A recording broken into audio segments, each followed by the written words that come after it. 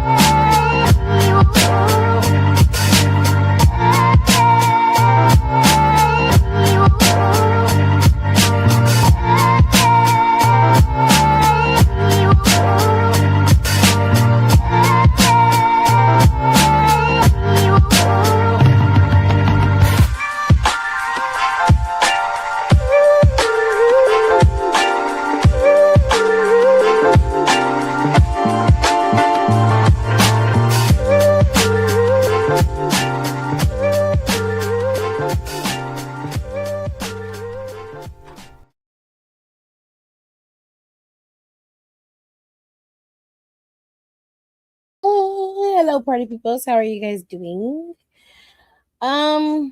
So look, I didn't watch NXT, but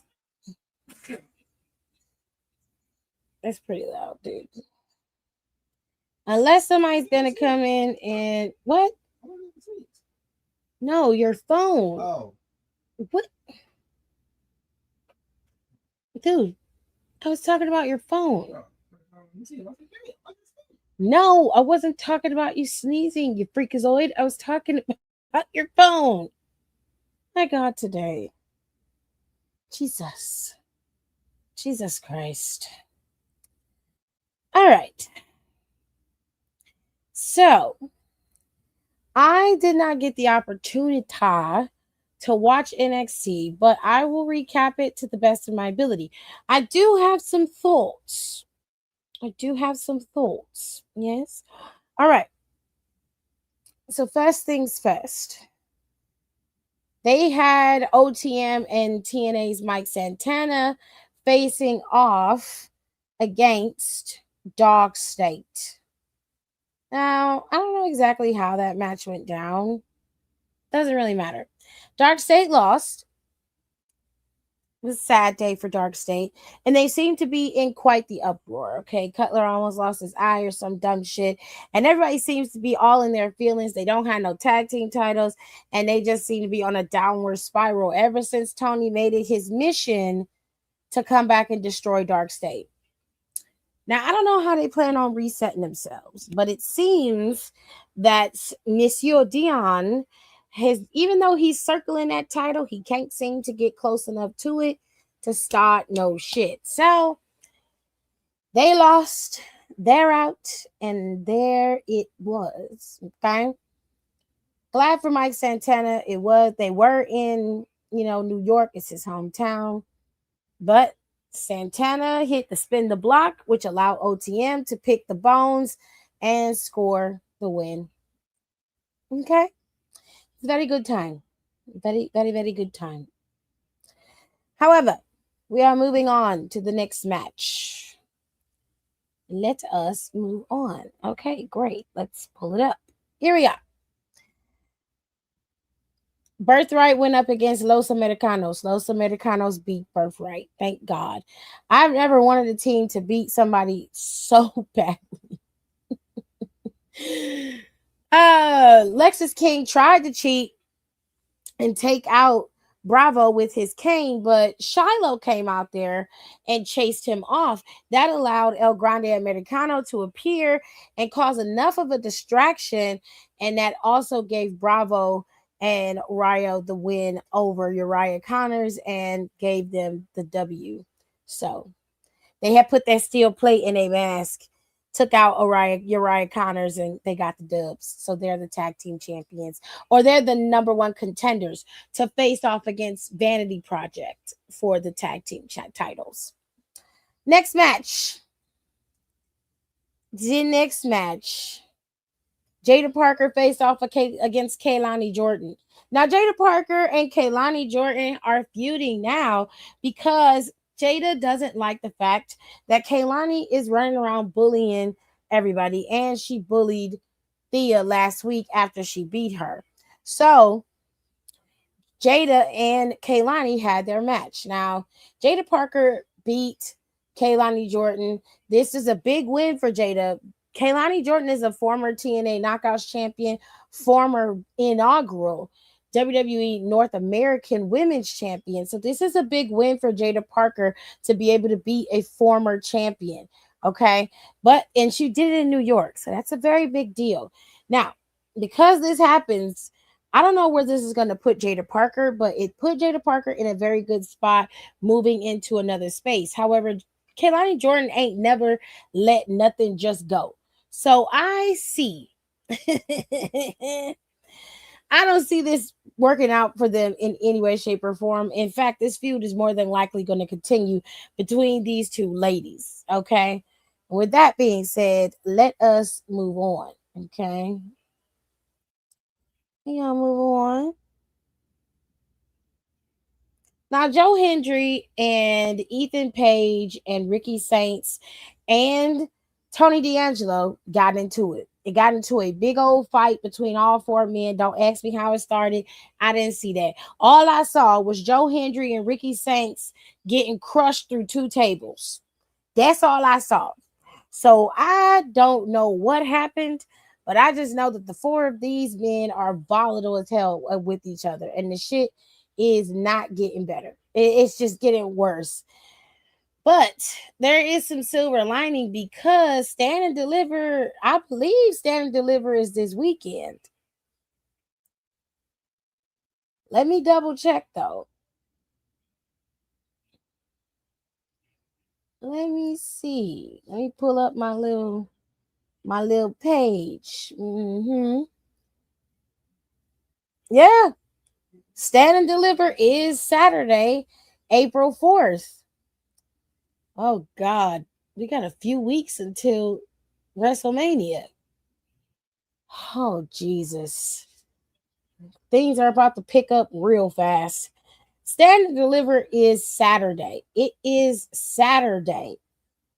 Let that sink into your brain. My God.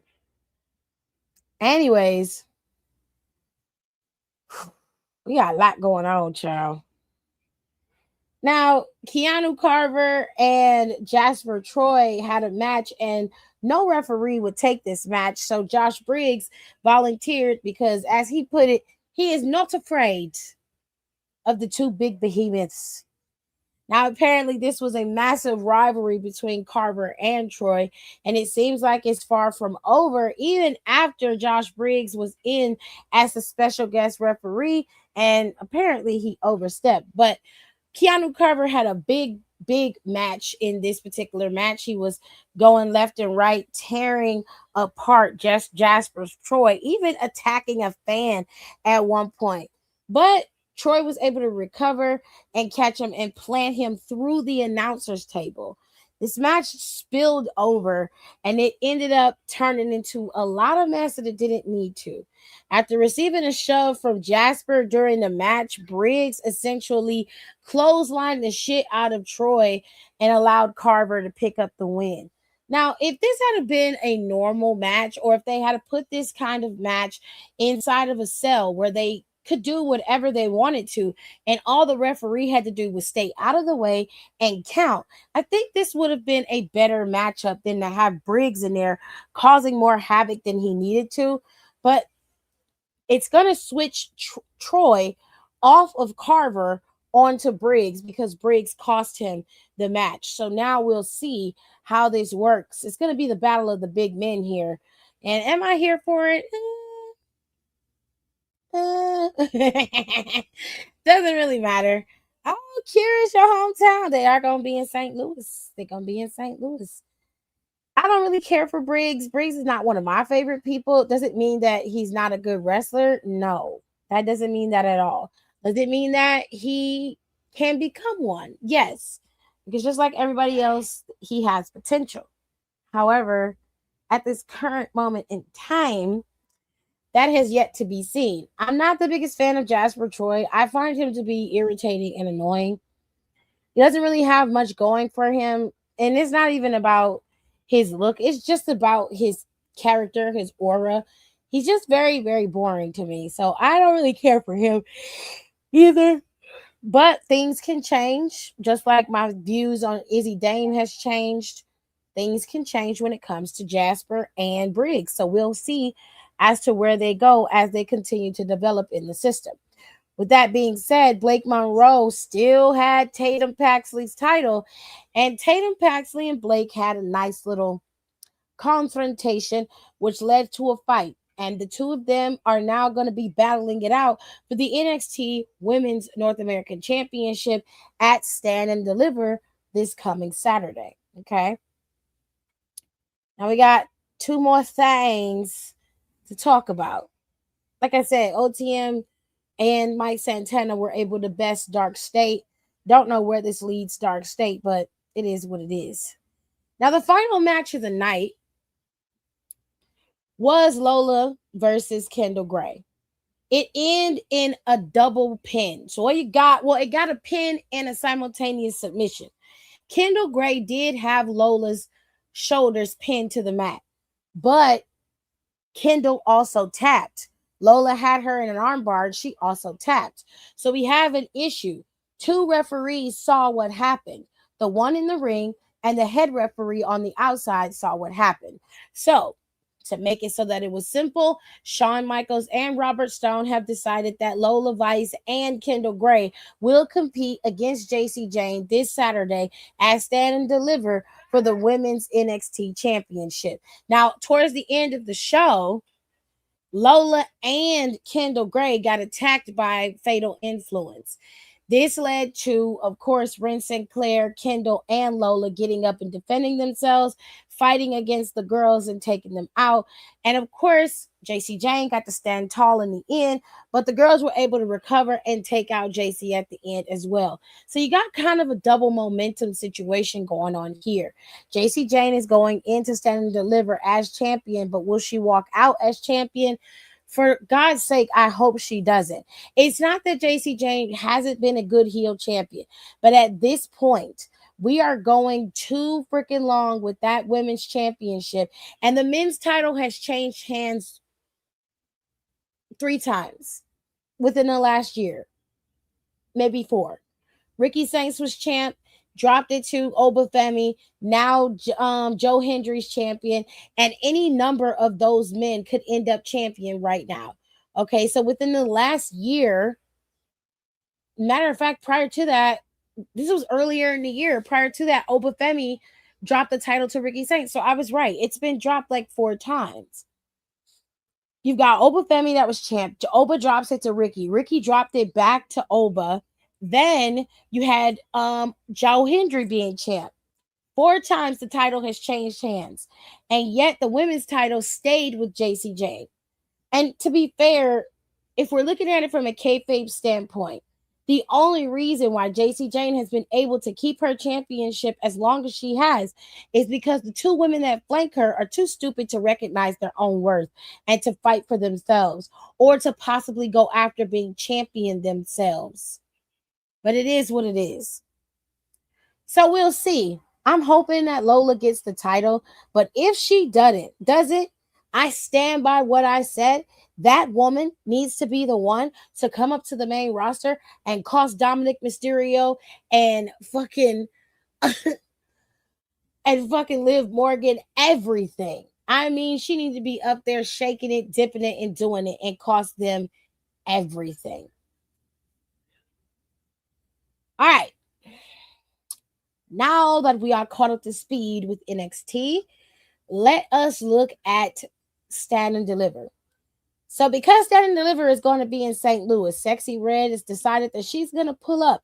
Y'all know her new album is either getting ready to come out or it just dropped. I believe it just dropped. And Shawn Michaels has been listening to it because, he's the cool uncle.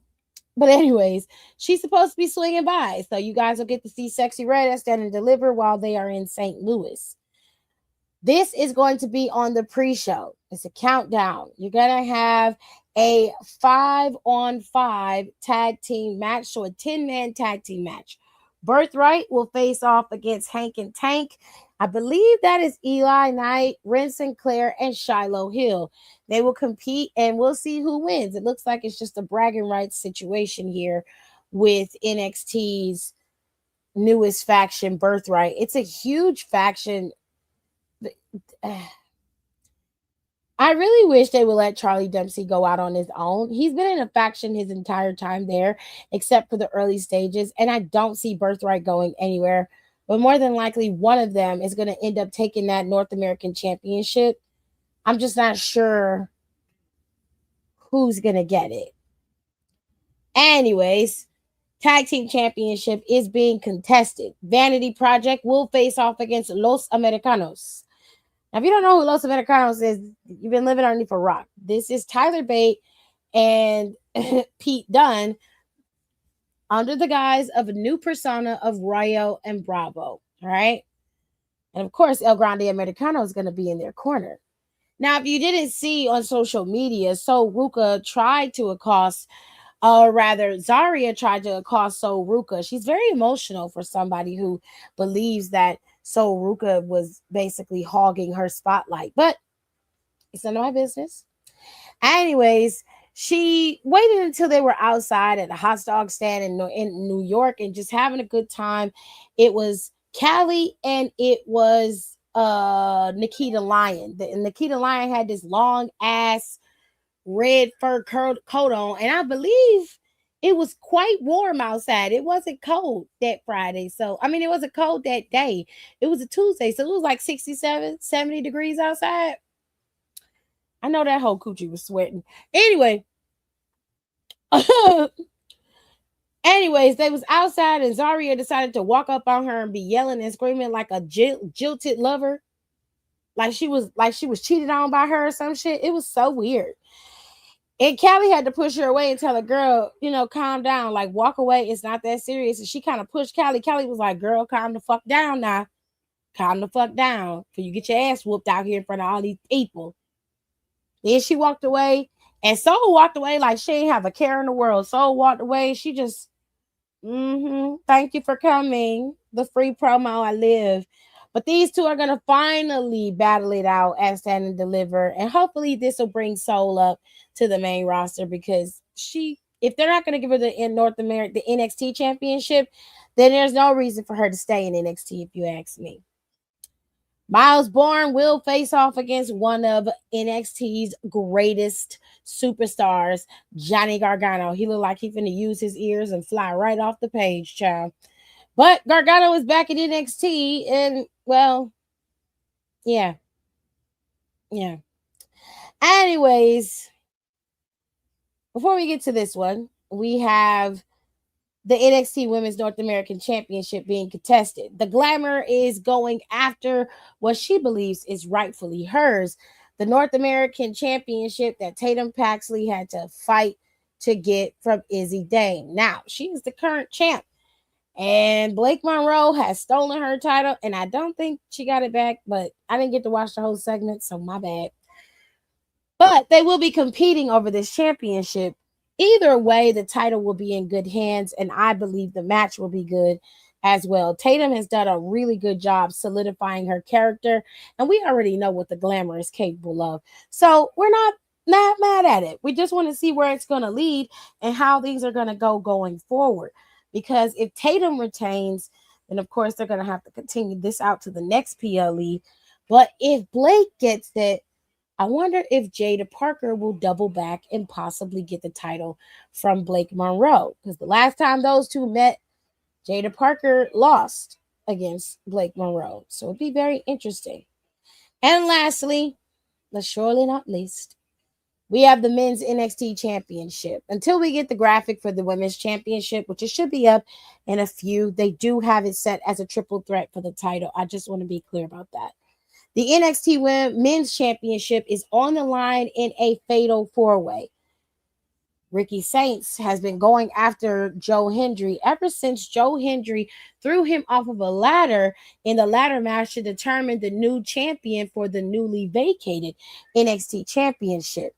And Ethan Page, while he's been a great NXT North American champion, has always pined away for that NXT championship. He's had it before, and of course now he wants it again. And then we have Tony.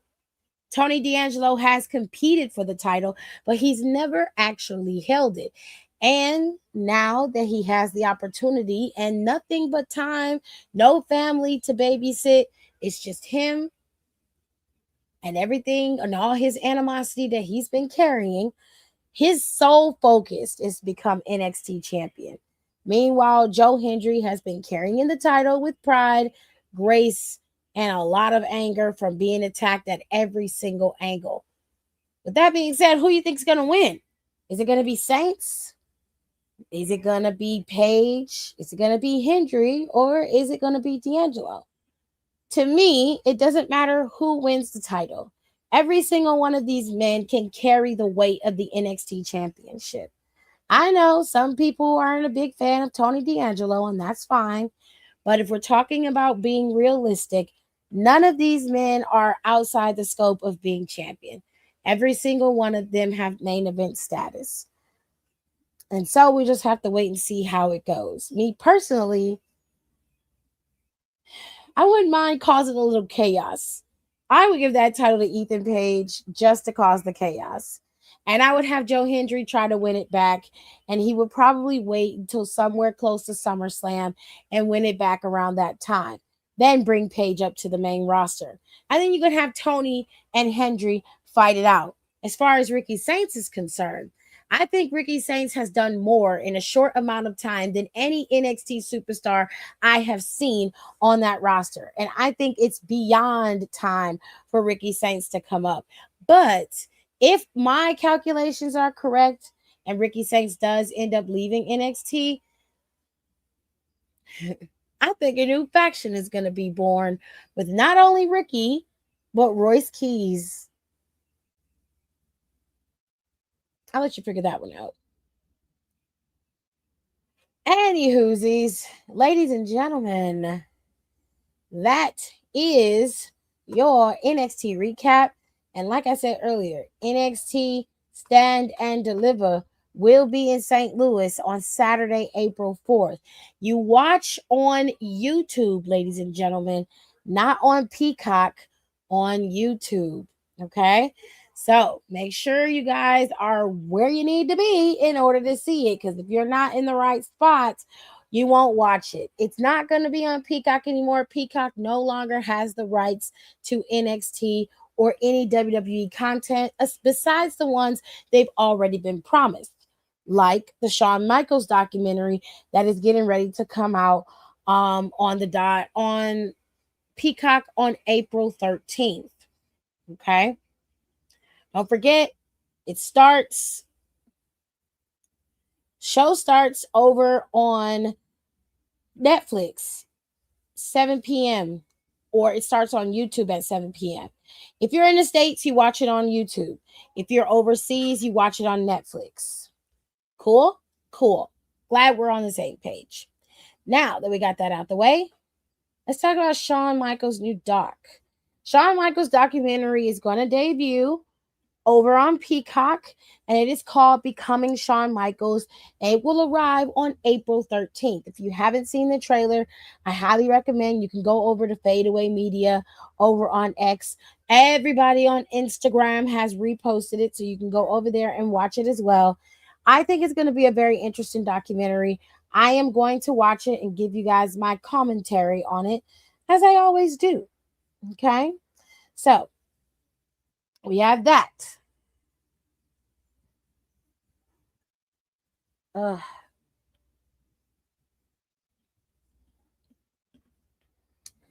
The girls and I are going to be on the pod tomorrow, so be on the lookout for that. The podcast will go up live tomorrow, and we're going to be talking about some things, okay? On the podcast, we're going to be doing one topic. After we get through some of the quick things that we need to talk about, there's going to be one topic, and the topic is this.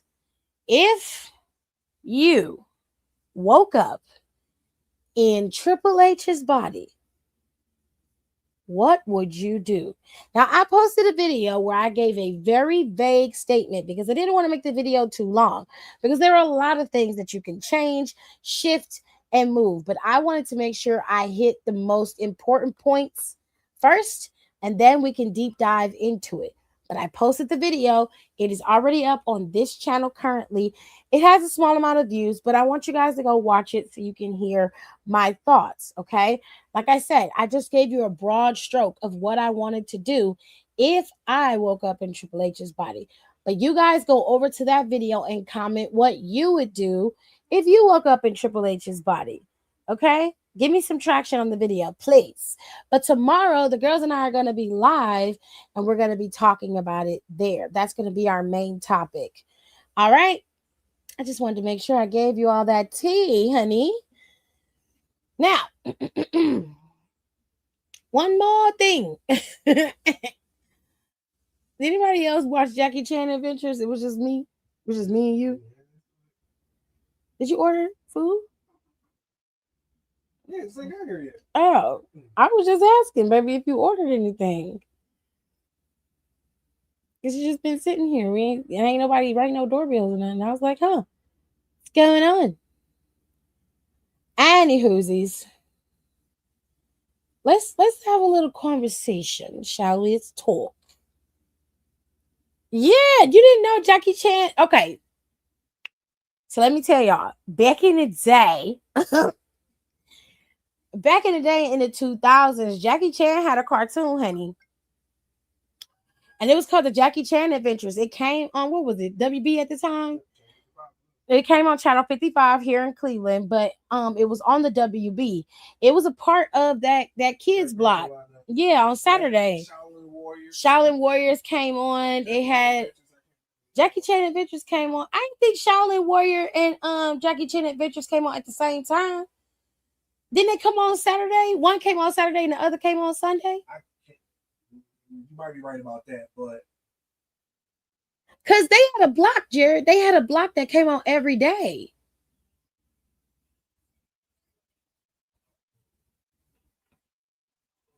She said, "Oh, okay, yeah." It was cute. I wish they would put the old cartoons on and just let the cartoons run. Like Boomerang used to be the place where all the OG cartoons would go. But then they started creating actual content for Boomerang. And I was like, no. You're doing too fucking much. Do what you're supposed to do. You know what I'm saying? Right. And then like we thought because Cartoon Network and Boomerang were all a part of the same company that our old cartoons would pop up over on Boomerang, which at first they did. You remember, AJ, like you could watch Cow and Chicken, Dexter's Laboratory, all of that shit. It all popped up over on Boomerang, but then all of a sudden Boomerang started putting new cartoons on Boomerang. Like you start getting new versions of Tom and Jerry over there. They start making like Winx Club. When Winx Club moved from Cartoon Network, they put that shit over on Boomerang. What are we doing? And kept the cartoon going. Then they started making new stuff for because every 10 to 15 years they make a new goddamn Scooby-Doo. I don't know what their problem is, but they do it every 10 to 15 years. And they made another version of Scooby-Doo, put that shit on Boomerang. And I was just like, what are we doing? What are we doing, sirs and ma'ams? This is not Boomerang. Boomerang had Flintstones, okay? Boomerang had all of the Hanna-Barbera cartoons. They had all of them. And for them to like, they pulled all that shit off. You could only watch that late at night. But it was a time where they had moved out of the space of cartoon. Yeah. They had moved out of that space and they started moving in with the new versions of the cartoons, like Camp Lazlo, my gym partner's a monkey, Yeah. and Total Drama Island. Shit like that started popping up on Cartoon Network. And then they had a regular show. Yeah. Then later on they added in Gumball. You had Uncle Grandpa.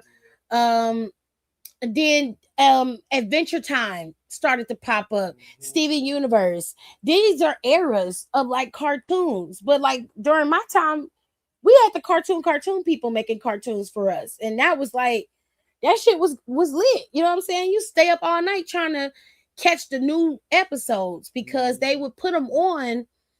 They would put them on late, so they'd be on like between 6 and 8, right before Adult Swim started. Which Adult Swim got started because of some of those cartoons. You know what I'm saying? All right. Space Ghost Coast to Coast. Yeah. Was the reason why they did Adult Swim because it came on. It came on 7:30, 8 o'clock, but it was an episode that they was doing. Zorak called Space Coast Biatch, and they was like, we can't have that when the kids was watching. But it used to come on late. It was like 8:30 when that would come on. But they said they couldn't do it because the kids. I remember that episode too. So that's how Adult Swim got started. And then you would see on Adult Swim, they had Venture Brothers, Space Ghost, what's that? The League of 1,000, that's C show. That's the one. They had that show. They had they put home movies on there. Home movies in Mission Hill, home movies. Space Ghost Coast to Coast, and the Oblongs were the original block. That was the original block because they moved Oblongs and Mission Hill from CW. Yeah, and they gave it to Adult Swim. And then you would start see like the Zorak show had. They gave Zorak his own show, yep. And then they moved into their own original content. That's when you start getting C Lab 2021. Yeah, and you got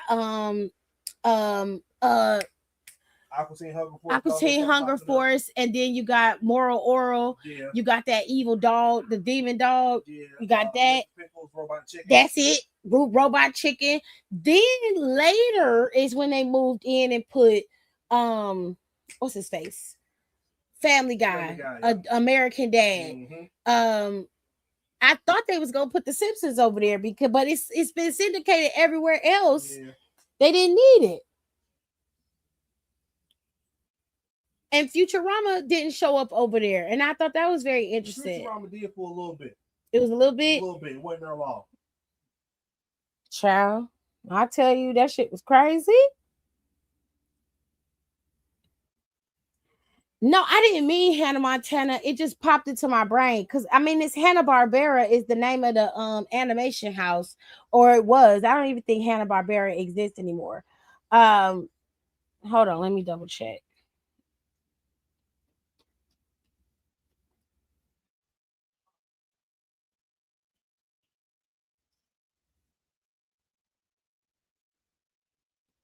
Yeah, I don't think they exist no more.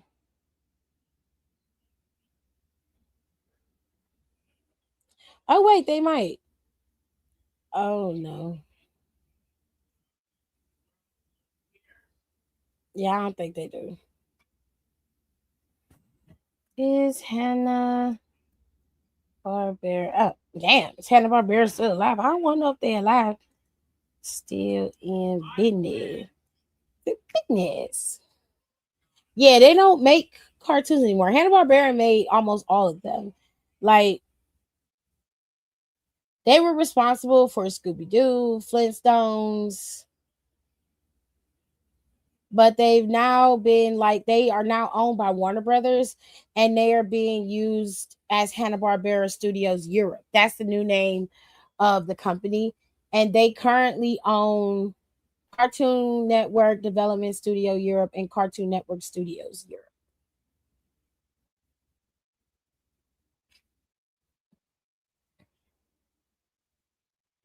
So it's a British studio now. And they were formerly at the Cartoon Network Studios, but now they're just Hanna-Barbera Studios Europe, which is crazy. So underneath the new versions of Hanna-Barbera Studios is where you have the new season of Gumball. That's the wonderfully weird world of Gumball. That's why it's like that. Because it's under a different studio. Which is fucking crazy. Because the amount of shit that Cartoon Network owned before they went down. The original Cartoon Network shows, or at least the most notable ones, Dexter's Laboratory, Powerpuff Girls, Samurai Jack, Grim Adventures of Billy and Mandy, Foster's Home for Imaginary Friends, Ben 10, the original Ben 10, Adventure Time, regular shows, Steven Universe, Clarence, We Bear Bears, Craig of the Creek, and Infinity Train. There's a bunch more. Mm-hmm. Cartoon Network Studios was a part of Hanna-Barbera Studios. And when they, switched over to Cartoon Network, because they were responsible, Hanna-Barbera was responsible for a lot. They were responsible for Scooby-Doo. They were responsible for the Flintstones, the Jetsons.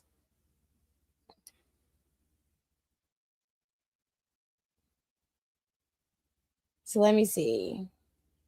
Tom and Jerry was the first cartoon that Hanna-Barbera produced. And that is how they gave birth to Hanna-Barbera. And it's called Hanna-Barbera because the last name of both of the animators' names is Hanna-Barbera. So they were responsible for so many different like shorts. They had like shorts that they produced, but Droopy, Spike and Tyke, and then they did like title sequences and commercials for I Love Lucy. And that's kind of how they got their start. They did some old school shows. So back in the day, they did the Rough and Ready show, Huckleberry Hound show, Pixie and Dixie, Mr. Jinx, Yogi Bear, Hokey Wolf. So all of those old school TV shows is what you remember outside of like Looney Tunes is what they did.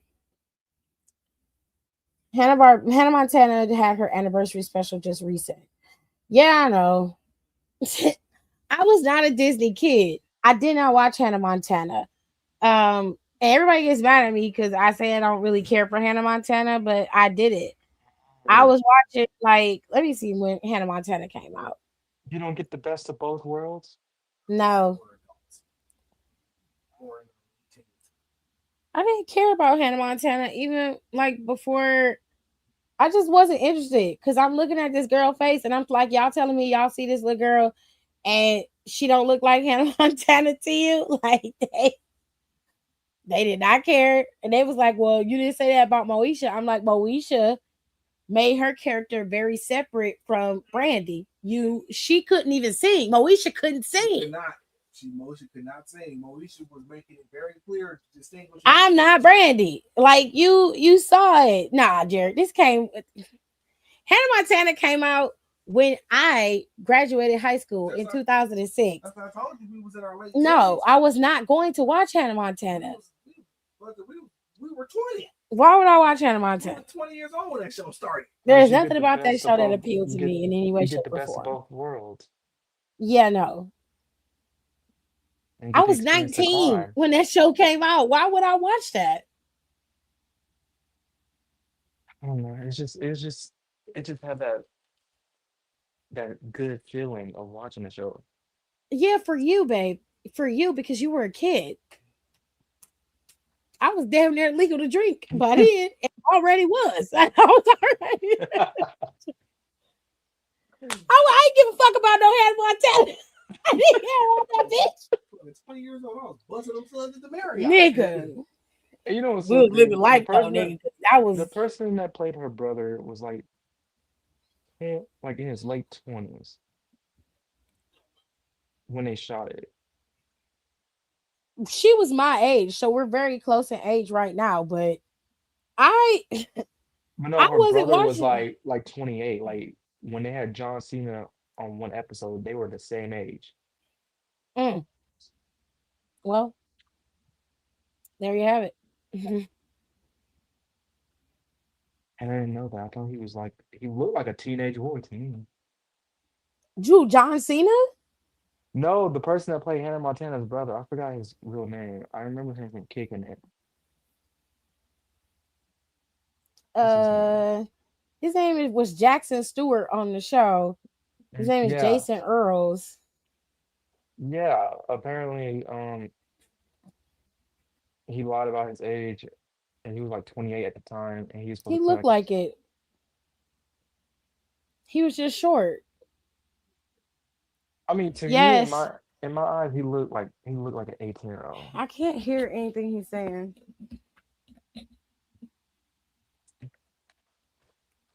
Oh, Hold on.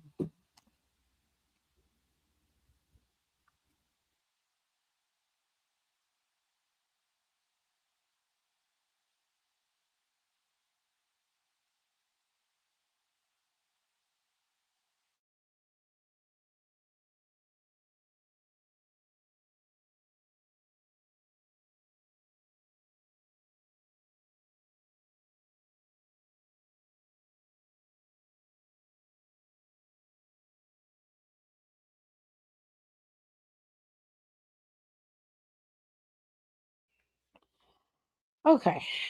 I couldn't hear nothing.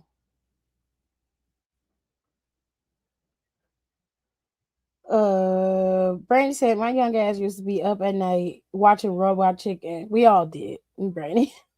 We all did.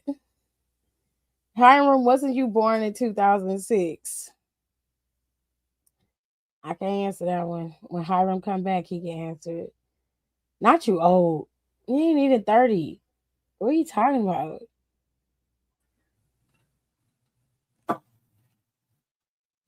You're not even 30, bro. Like, how you old and you ain't even 30? Wait, can you hear me now? Damn, yeah. Shit. God damn. Oh. Mother, that was like a fucking echo in my ear. Jesus. Jesus I'm sorry. Christ. I'm sorry. I had to switch to my computer. Oh, okay. Oh, Aaliyah's here. Hello, Aaliyah. Jason Earls is crazy looking, crazy young looking. You think so? Because from what I'm looking like, he looks like an old man. I Even mean, when I was now. watching Kicking It, he looked like an old man. I'm very confused. Is it because he It had might. that Justin Bieber swoop? He was It on might that have been that show. wig. It really might have been that wig.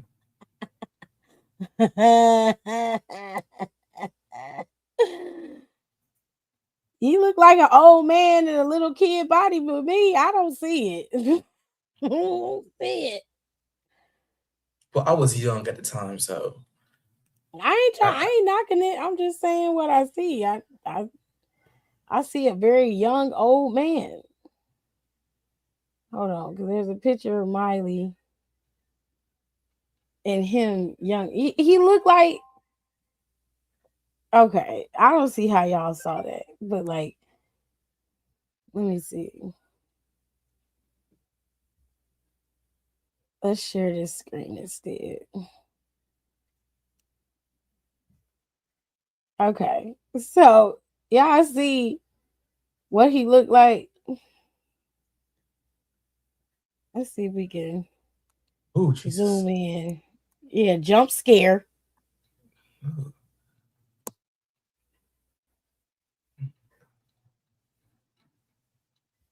Jesus.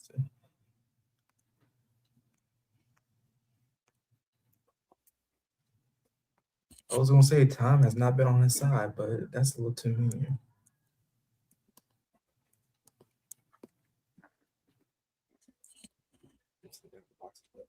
What's that?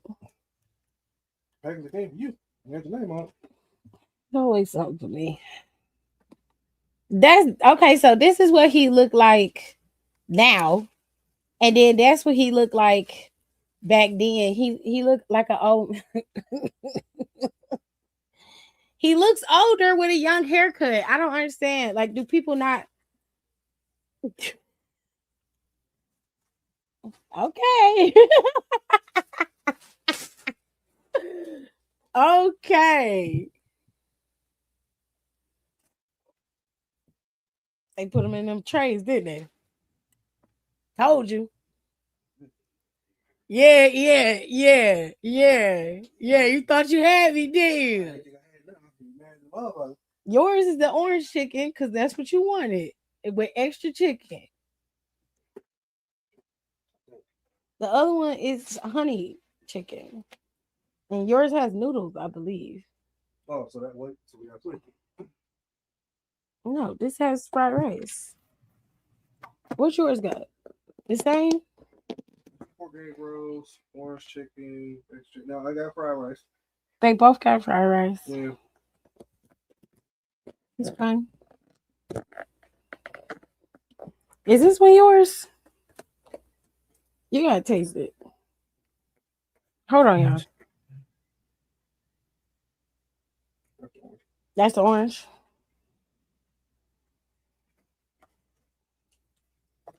Ooh, choppy sticks. I don't even know how to use it. Thank you.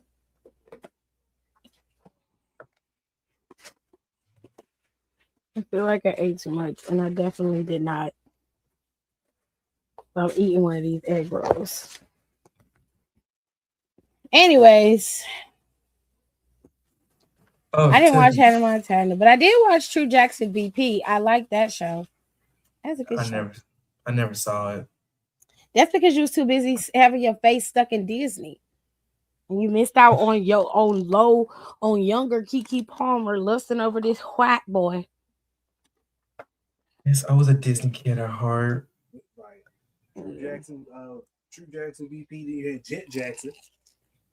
I want to be a descent. I did watch Jet Jackson. I love Jet Jackson. That was my man for a long time. I cannot. He was. That was a beautiful black man. You kissed my ass. Who was? I just thought it was hilarious on Rizzoli Niles. He was a detective. The dead bodies creeped him out. Yeah. One episode, I think this is one of the episodes he was on. I'm just going to copy and paste these answers. They found the body in a barrel. He was treated. He's like, what is wrong with you? This was like, oh, shoot level. Let me show y'all what Lee Thompson Young looked like before he passed away.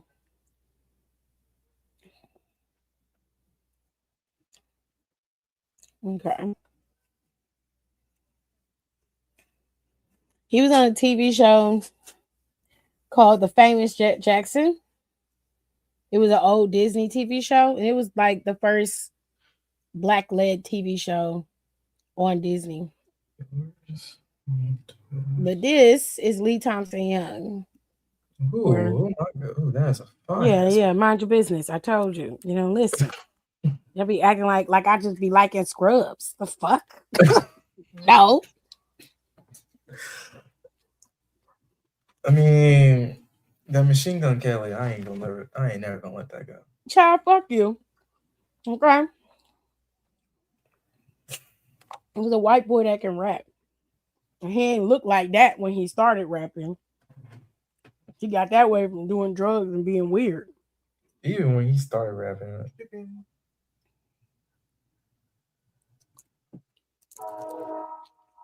What is that? But I did try using chicken thighs, boneless chicken thighs for my Cajun pasta. Mm-hmm. It turned out pretty good. Period. It took a while. I never stand that long for making Cajun pasta ever. Like literally, I started cooking at 11. I don't think I got done until like 1 o'clock in the morning. Why did it take so long? I don't know. The chicken, like I did like 5 minutes on each side, and then I started cutting it. I was like, it's still pink in the middle, so I was like, I just put it back in the pot and let it cook. And then I had to wait on the pasta to cook, and then I had to cook my turkey sausage, and then I also had to cook cheddar bay biscuits. So it was a long night. but it was worth it. You gotta cook it a little longer than 5 minutes. Yeah, I don't know. I was just running off of my orzo recipe because I remember from my orzo they said it says cook it on for 5 minutes And on Hannah each side. Montana was your era. Caleb, what do you mean? Like, you literally were the target audience for Hannah Montana.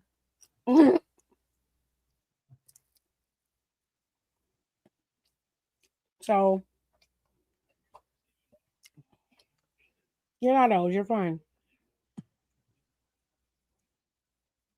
Our TVs were pixelated. My TV wasn't pixelated. I'm not that old. Oh, God. That was a jump scare. I told y'all. He looked old back then and he looked old now.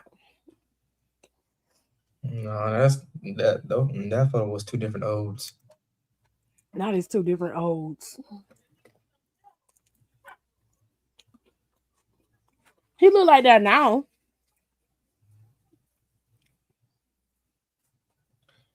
Set things like we set things. He was a Lulu fan. I love True Jackson VP. I know. I hated that they took it off. They took it off right when she and that white boy got together. I was like, ugh, y'all. He did. That was probably one of the reasons why he did so well in Hollywood for a while. But I think he had, what do you have, schizophrenia or bipolar disorder? Who? Lee Thompson? Oh, I'm not sure.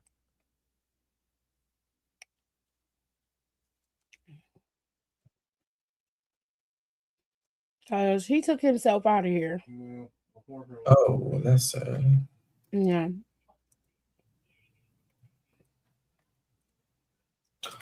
Oh my god, the weirdest thing happened to me today at work. Yeah, he had bipolar disorder.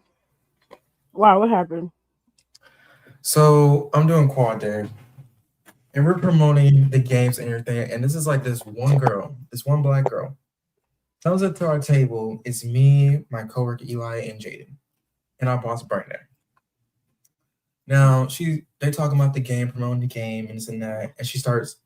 I guess like she got excited and she screamed. I was like, okay, I'm already tired. I'm like, there's no need for screaming. So the conversation continues, and she was talking about this co-ed fraternity. Well, we was talking about, hey, like, because we're going against A&M next week for baseball. And Okay. it's supposed to be a big game. It's supposed to be bigger than UT. So, and we was telling her, like, oh, yeah, students are getting for free, but, like, you had to come in early or unless you're just going to be standing because tickets are sold out and there's going to be reserved seats and everything. And it was like, oh, you can come in with this co-ed fraternity. I'm not going to say the name because what she said was kind of, like, crazy. And she was like, oh, I have friends in there. I was like, cool beans. And she was like, yeah, they be fucking on each other. I'm like, what?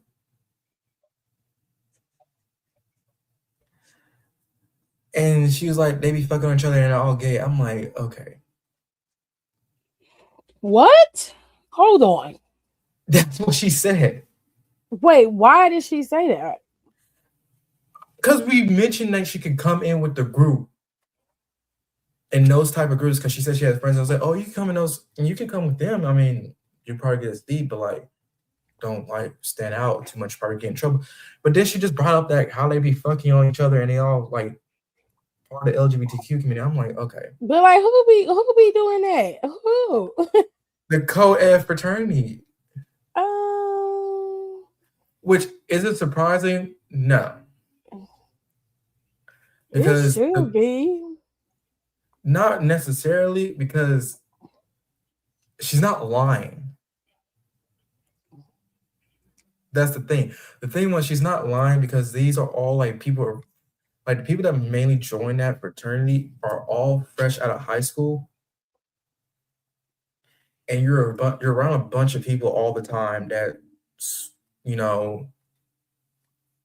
do the same things as you do and do all that. So like it tends to happen. And she was at one game night and they was all kissing each other and this and that. I'm like, okay, not the time or the place to be telling this story.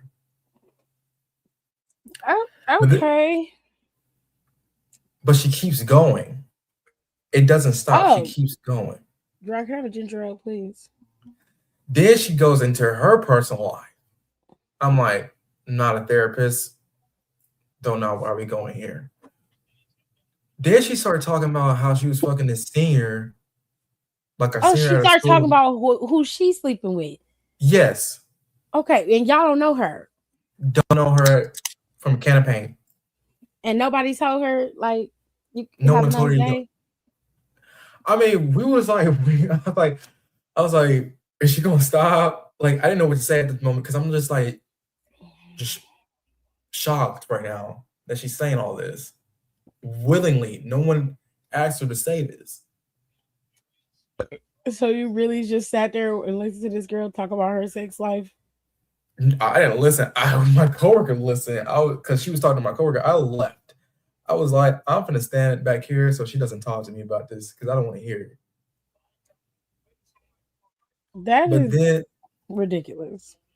She talks about how she was fucking this senior at her school that's married, but she didn't know she was married until I guess in the moment that she was talking about it. Hold on. Like the man, is it a man she was with or it was a girl? It was a woman. But she was just talking about how all of them be doing gay shit.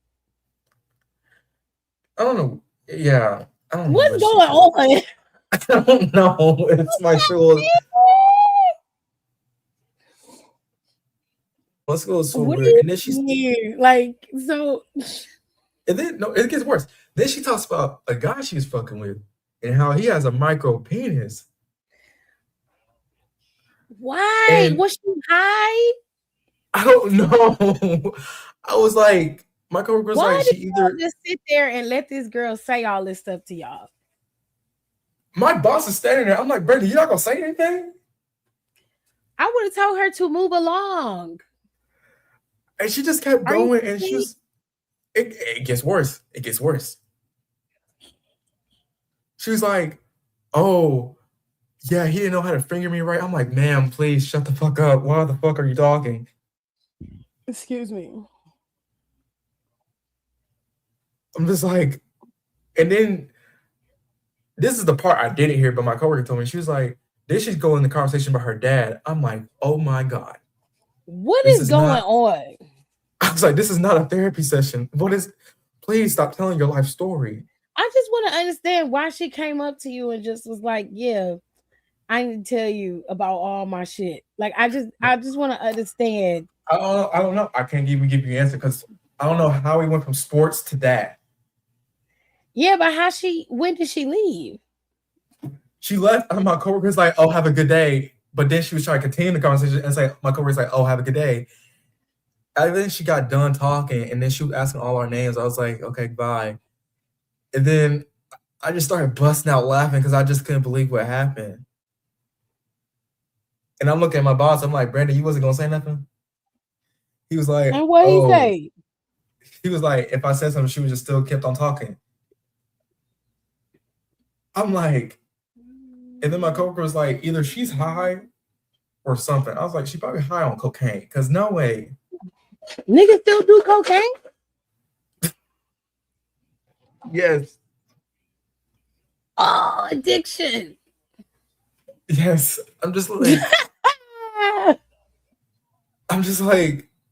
so I was like, so not the time or the place. One, I don't even know her name, so I'm like, well, thank God you don't. Cause I'm like, if I don't even want to see you next week at the game, I wish you don't come. I'm gonna tell security to kick your ass out. Money trees. Yeah, they still do it. It never ended. Girl, cocaine expensive shit. Shit, we had a coke deal on our campus last year. How? He can't afford to move no weight. That's what my friend said. I don't know. I don't do that. I don't do those drugs. Mm-hmm. I bet your ass wouldn't have been messing around with that shit. Fuck around and your nose fall off. Yeah, you see, I'm not an addict. I know drugs are bad for you.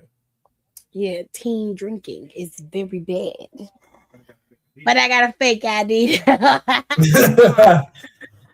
My ID says I'm 21, so teen wear. That ass was in high school listening to a song talking about teen drinking is very bad. But I got a fake ID though. And then the song started. Tipsy. Oh shit. Excuse me. But that's my day. That's how my work day went. Wow, so eventful.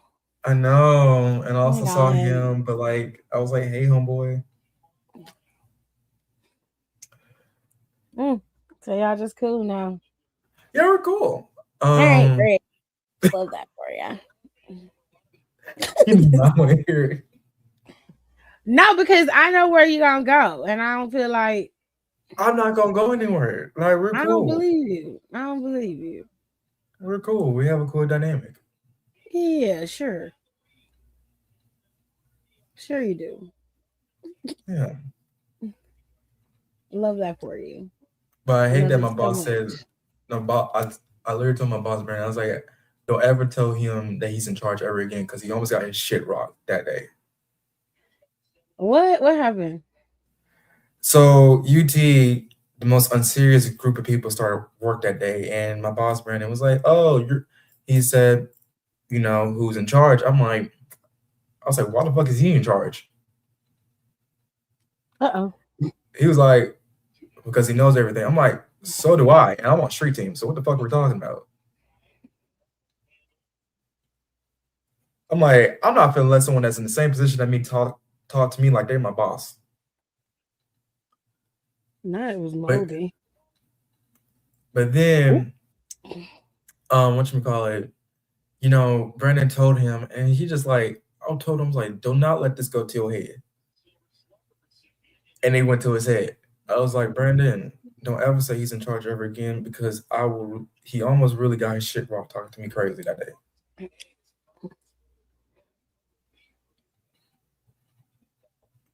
And my boss was like, "Oh, it was an experiment." I was like, "Well, it failed tremendously. Don't do it again." Ew. Not it failed tremendously. It did, cause like I just oh my god, people at work be pissing me off. Apparently. But I'm working on my anger issues, so Are you? yeah, I'm a new person. Nigga, please. Don't hear that. I'm a new person. Bullshit. I don't believe it. But I'm working it because apparently my attitude was a problem last week, but no one wanted to talk to me about it or talk behind my back about it. So I have to work on myself.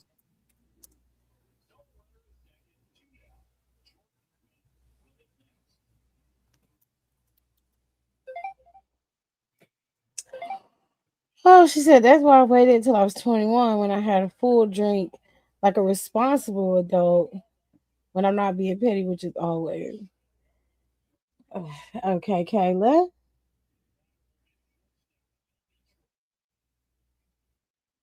Wonderful for you, but I was definitely a teen drinker. So shoot me. I don't know what to tell you. Okay. It's part of my life. I can't help that. It's I'm an not going to experience. hide it either. What happened? I said it's an experience. Like it happens. Everybody drinks early. I was actually drinking before 19, so because we had Zimas back then. We had Zimas, we had wine. We had it Yeah, all. I'm not a big fan of wine. Purple people eaters, and it was just nothing but wine coolers, wine, and Zimas. My father and them didn't drink beer, so we couldn't steal that. And we I used to don't, drink I Bud don't Light. understand how people can drink beer. Beer's nasty, but you It know. is like if you can just straight there and drink yeast right in front of my face, I'm assuming that you're dangerous. So I need y'all to hear something, and we're gonna listen. This is via Twitter. The Kings of the Ring podcast shared this clip about Swerve Strickland and his honest thoughts on John Cena's rap career.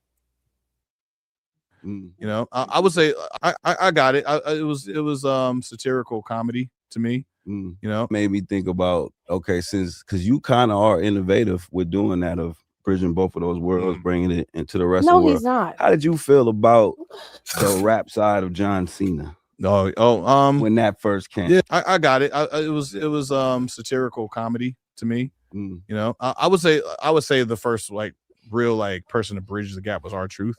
That's hip-hop, accurate. wrestling, hip hop. Good point. So I always give him his flowers for that, because he was like linking up with Tupac and shit way back. So like he's a pioneer for that for sure. And Jericho, Yeah, he was. with like Fozzy and not hip hop, but definitely different genres, crossover musicians. Cena felt like it felt like it was a persona it was a skill he had, but I didn't think he understood what the skill was. I felt like it was just him joking. Yeah. And then it turned into like he fell into something. Yeah. You know, and then he's like, okay, now I'm going to go full force with this. Yeah. You know, and then like that became a little satire on TV. Yeah. And then it became like, oh, actually, we're going to make an album. It's going to sell really well. And I'm going to put you there with Murs and like actually like real MCs and stuff. Yeah. So that kind of like took on a life of its own for Cena. It was really cool seeing it like firsthand, like as a kid, like you understood the pathway that it was really opening up. So it was really cool to see it, like as for me, like because it was like, oh, it's a white rapper rapping and like wearing the jeans and jeggings and all these like, you know, chains and throwback jerseys and hats and stuff. I was like, oh, I get the joke, I get it. But then it became like, oh, this is actually a real persona. Yeah, you know, it's coming.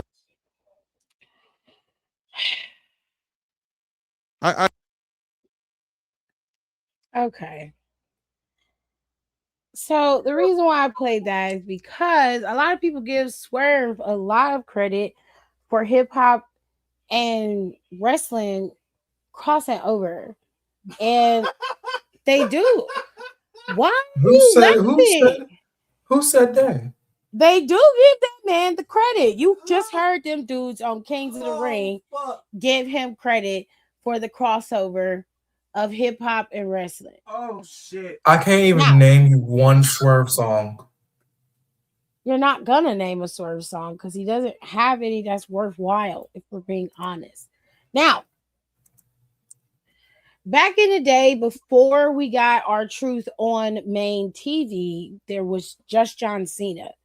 And then you had Crime Time, and they weren't rappers. They took the persona of what rappers presented, and then they became an entity. Okay. So when you're talking about mainstream wrestling, there were no rapper style characters. But if I'm going to say early stages of like hip hop persona, early stages of hip hop being fused into wrestling, then I'm going to go, and you're probably going to be like, whoa, but I'm like, you got to go back. You're going to have to go to WCW when they had Rey Mysterio unmask himself.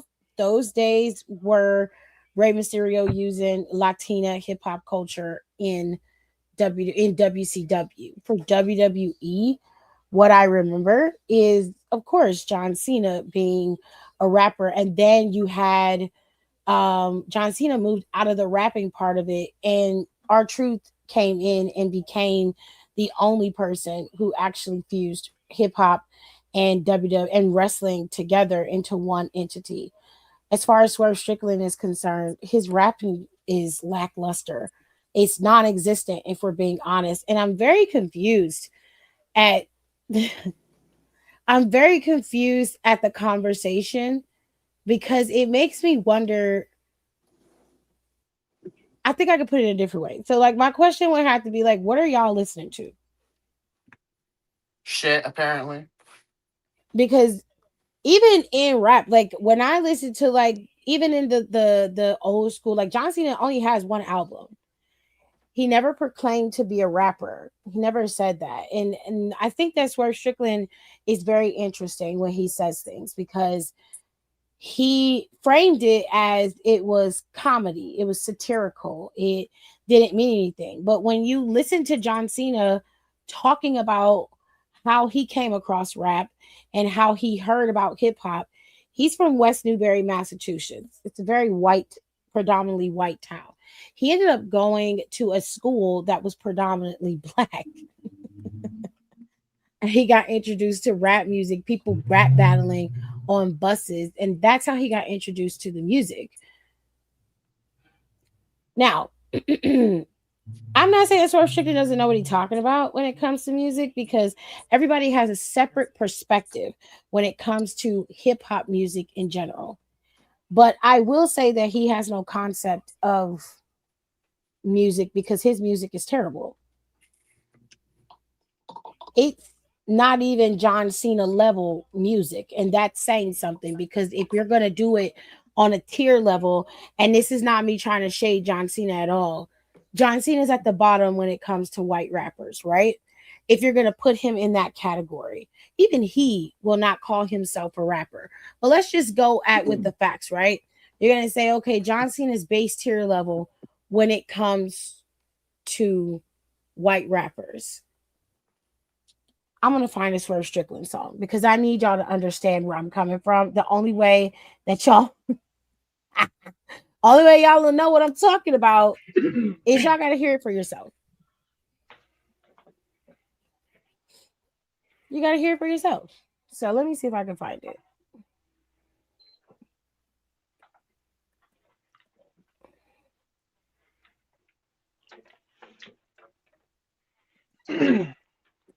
Let's see. Now he has his entrance music,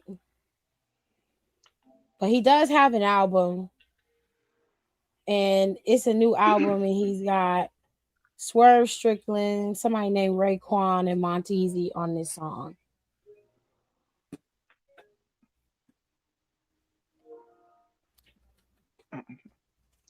I want the OG. Oh, okay. Here we go. I'm probably going to get flagged for this, but I'll cut it out if I need to.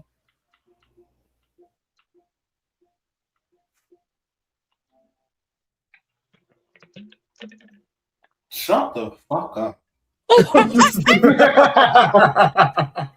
Now, like, I need y'all to be real with me. Like, am I crazy? I'm fucking crazy. Like, it sounds like a SoundCloud rapper. Even SoundCloud rappers have sense. Like, no. SoundCloud Like, don't know that nigga.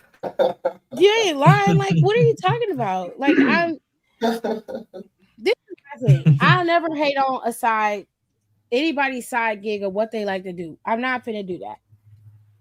However, if you're not good at it, I'm going to tell you the truth. You're not fucking good at it. And you're not a good rapper, bro. Now, do you have some semblance of fame because you come from wrestling and you're in AEW? Yeah. And I ain't going to lie, you earned it from what you've been able to accomplish in AEW. So that's fine. But to make yourself out to be...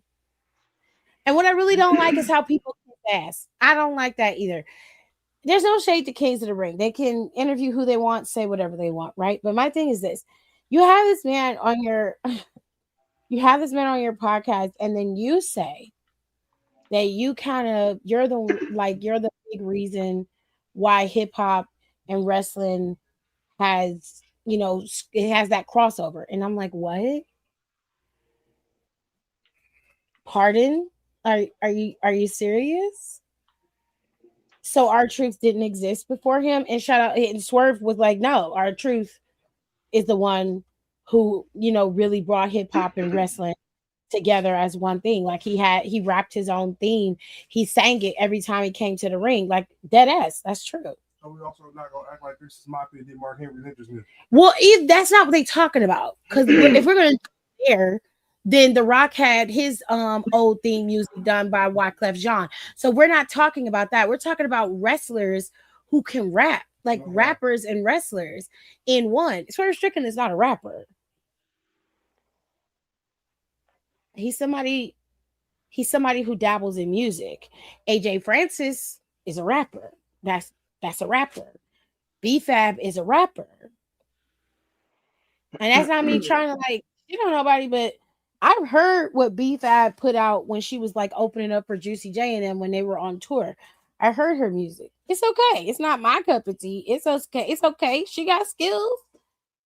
This is not my cup of tea per se. You feel what I'm saying? And I like AJ Francis. I think AJ Francis is a dope rapper. You know what I'm saying? I don't have no problem with AJ Francis. But Swerve Strickland is lacking. He lacks in context. He lacks in the ability to hook people in with their music, which happens a lot with a lot of people who want to be rappers or who admire the ability to be a lyricist. A lyricist and a rapper, though, those are two different things. And you got to know the difference. But I was over on Twitter. That's why. And of course, O'Shea Jackson Jr. was like, Black people quickly try to filter who's laughing with us and who's laughing at us. But there's a reason why John's shit worked. John was dope and it wasn't a character. WWE tried to make it a character. He said, I was a rock guy and even I love the Doctor of Thugonomics.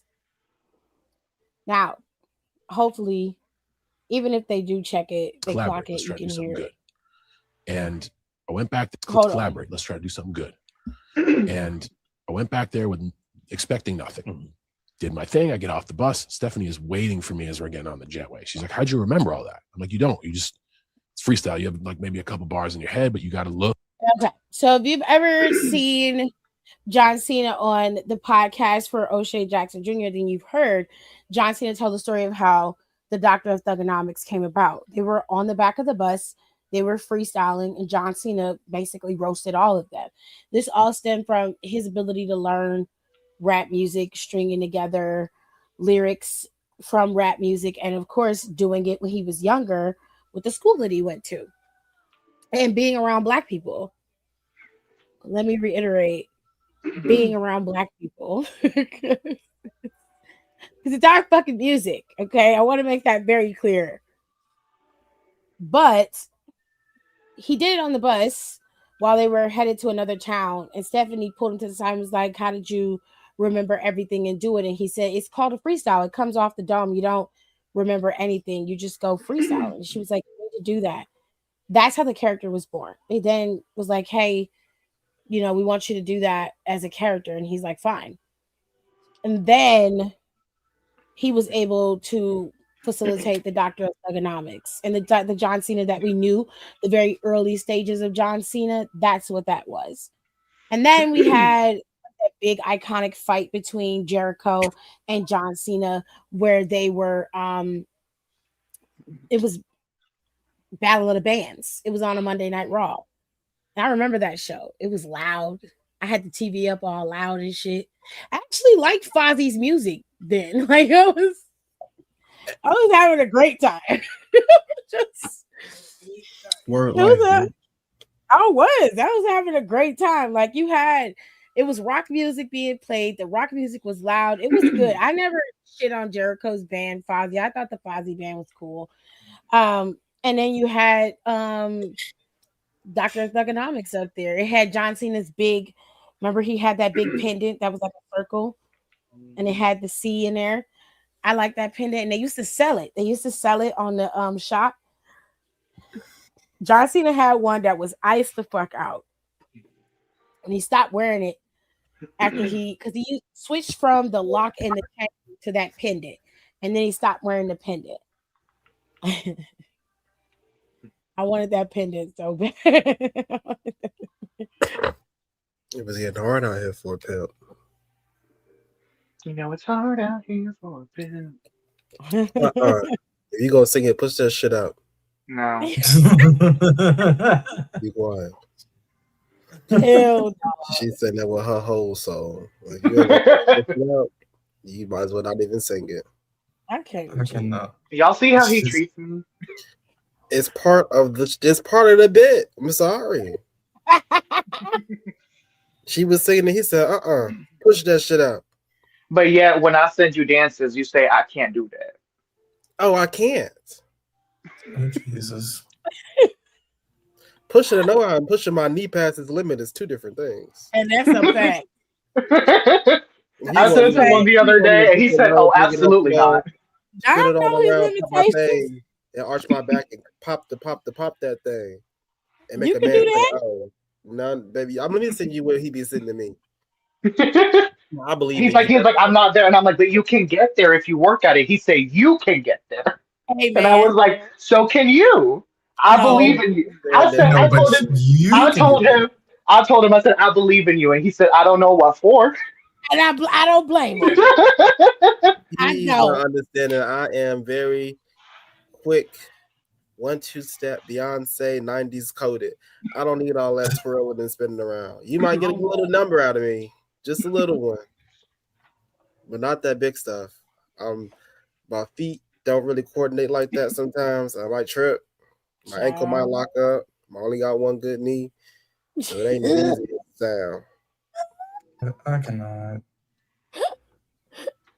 Because my head say stop and my body say go after it say stop, and then one ankle be like, oh, My God, it's today. stop. And then we on the 15-minute rest break. I still believe in you. Okay. Believe. Maybe you can convince Hope. Not convincing me. Woo, Lord. Y'all ready for Stand and Deliver? It's coming on Saturday. How the fuck am I supposed to watch it? Baby, it come on YouTube, honey. Is it free? Yes.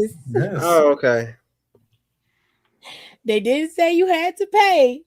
You know they be doing shit these days. You don't really know what's going Man, on. hell, how the fuck am I supposed to watch? I don't know what be going on. It's just so aggressive. Because they just How be the fuck doing am I supposed shit. to watch it? I don't know. I don't. He just asked if he was ready to watch it. Right. But how would I be ready to watch it if I didn't know if I could watch it at all, Hyro? I don't know. So yeah, I was mad because we ramping up all this shit, and then all of a sudden, out of nowhere, y'all on YouTube. Y'all just made the decision last week. Normally, we would know something. Yeah. Like the Netflix deal, we knew about that a year and a half before it happened. Well, from what I can see on NXT's YouTube channel, there is no membership. So it doesn't look like you have to pay to watch the show. And it does say on it that it is on YouTube. It just says it's on YouTube. Excuse me.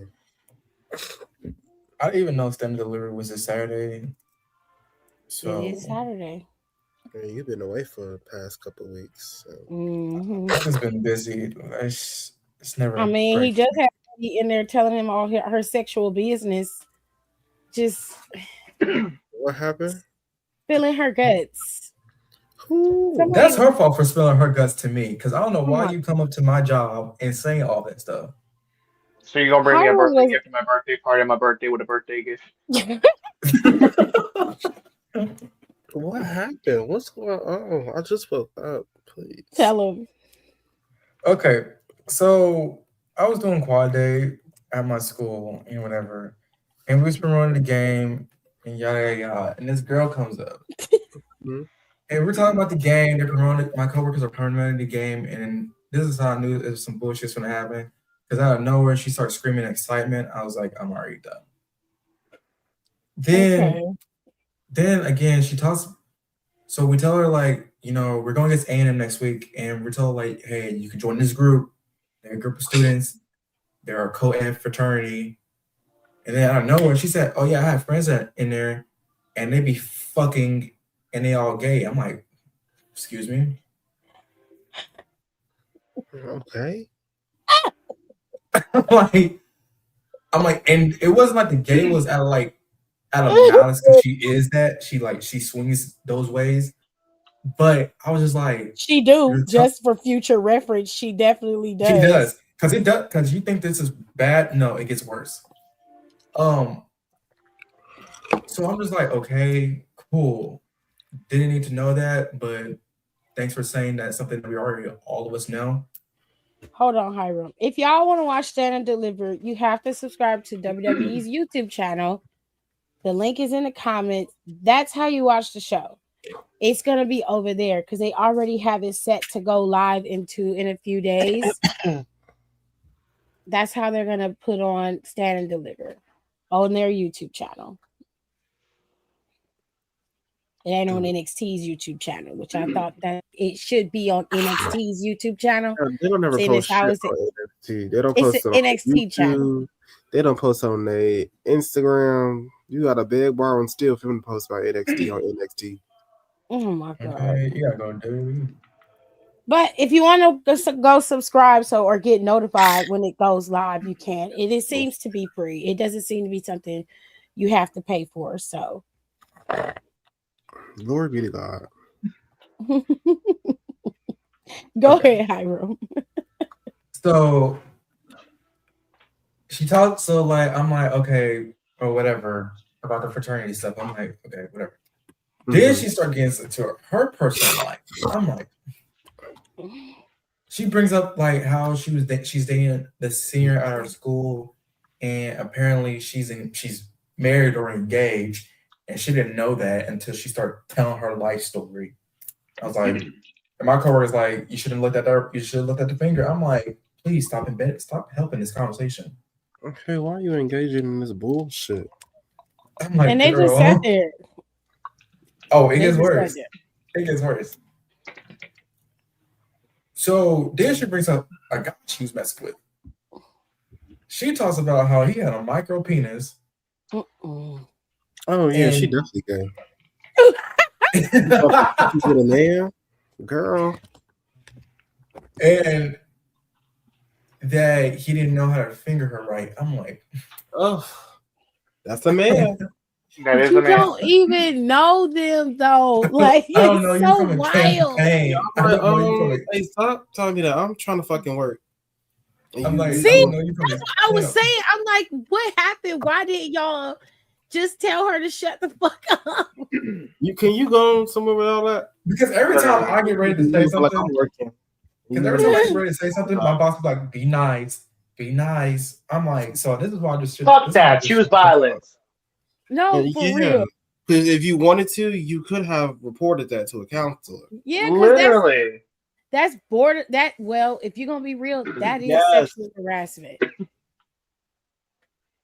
I was just like, this is just. I'm just sitting here like traumatized by this information. I'm like, mind you, I didn't even ask for your life story. Then she goes into her personal life story. Forget the sexual life. She goes into her conversation about her dad, and I'm like, okay, let's wrap this up. That's where you draw the line. Is literally. The father? I'm not gonna say what she said, but what did she say? They got some issues. They got some issues. They gotta work out. That's all. Hold on, because you done told everybody this girl like wanted to get right. You already spilling her business. Just like, tell us what the hell she said. What'd she say? She said her dad got some type of issues. I really don't correlate. What's the issue? I guess they don't like each other or talk to each other anymore. I don't know. How are you lying? You know what she said. What'd she say? I don't. You know, I gotta text my coworker right now and ask her what she said about that. Because I try to clock out. I really did try to clock out at the conversation, but it was so hard to because she just kept fucking talking. I would have listened. I'm gonna tell all my friends what you saying. And I'm like, literally. And then she left. I just started buzzing out laughing because I'm like, this is not the time or place to say. I would have laughed in her face. I'm just like, be like, bitch, you are so funny. Oh my god, you're hilarious. Rico definitely would have got all the tea. We would have been sitting here knowing everything by now. Literally. I'm like, how are we from sports to you having sex and your dad life? Your life about your dad. I want to know what happened with her daddy since she done told me everything else. Tell me what the fuck going on with the daddy. Shit. Don't. I'm just like, you be missing the most pertinent information. Nobody care about who she be. Right, like you don't even know how to ear hustle properly. She got daddy issues. I didn't want to ear hustle. I didn't want to ear hustle at all. I didn't want to hear the shit to begin with. Well, you heard it. But you heard it, so like the least you could have done, yeah.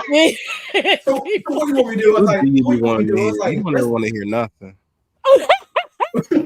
So what y'all want me to do? Like when she comes up again, say, I want you. You know what I want you to do, Hiram? I will not. What? I want you to accept the fact that you do live for the mess.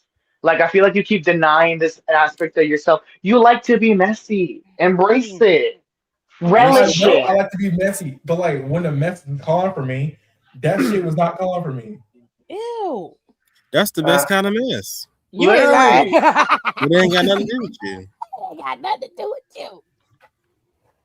He told us everything but the dad part, and I feel like he know about the daddy and don't want to tell us, and that's pissing me off. I hate saying our declaration. Aaliyah, please.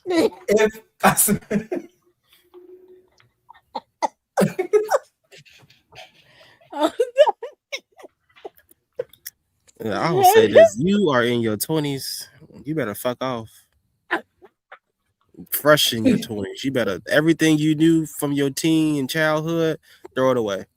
It's not gonna matter the next 3 years anyway. Well, he ain't lying. Fuck off. If I see her again, I'm gonna ask her about it. And I'm don't ask her. Well, no shit. We done. I mean, especially not her friend. Just let her it's wait too for late, nigga. Like.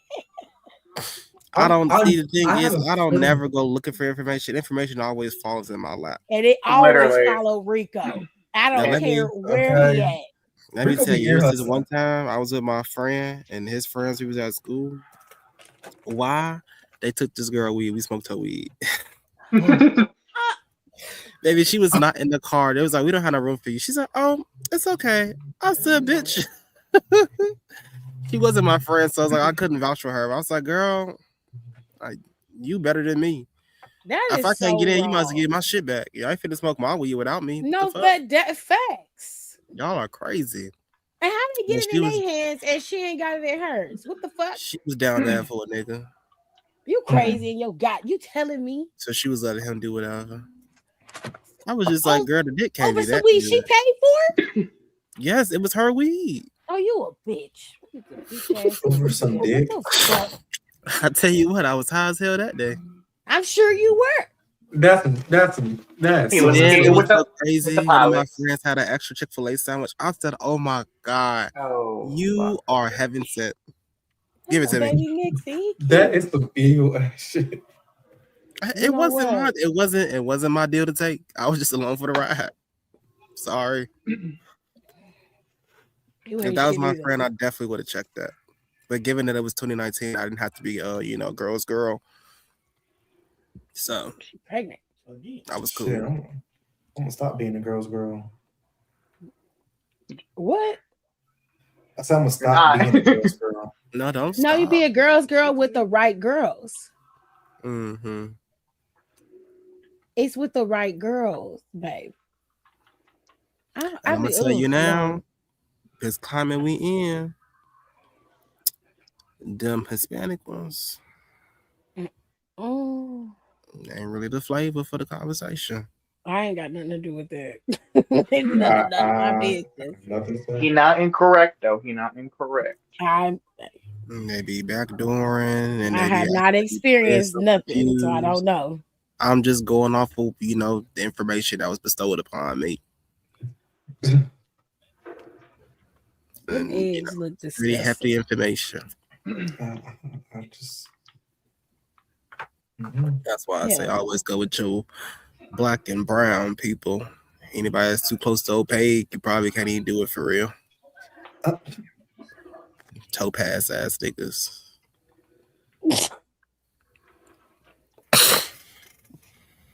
I'm good.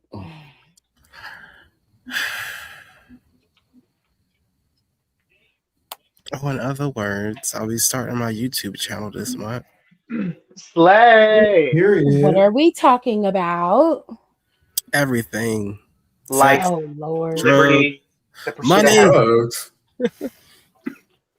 Yes. Hoes. I'm definitely gonna talk about drugs too. Boats and hoes. Money Boats and hoes. hoes. Nachos and pizza on my dad's boat. Please stop.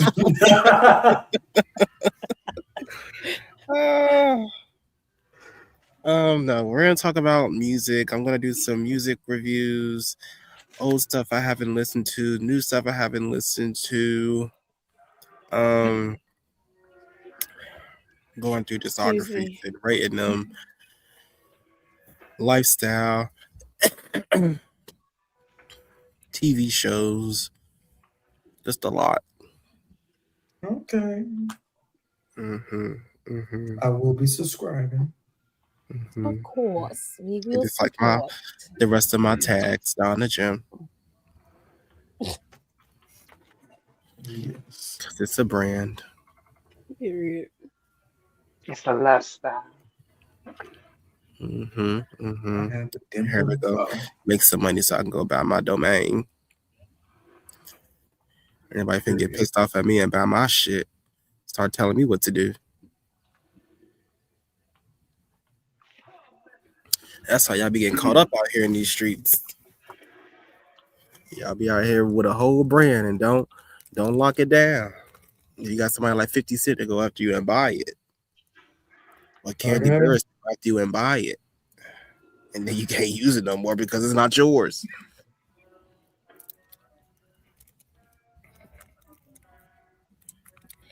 Yeah, better learn the game before you get caught up. Michael Jackson, your ass. Take all your shit. And not only do it, he did it to 3 people. He did it for the Beatles. He owned the Beatles' entire catalog. Michael Jackson's estate had He did. Who else? He did. Yeah, I found that out from y'all. And I want to say Tupac was another one. Yeah, because they was trying to license it.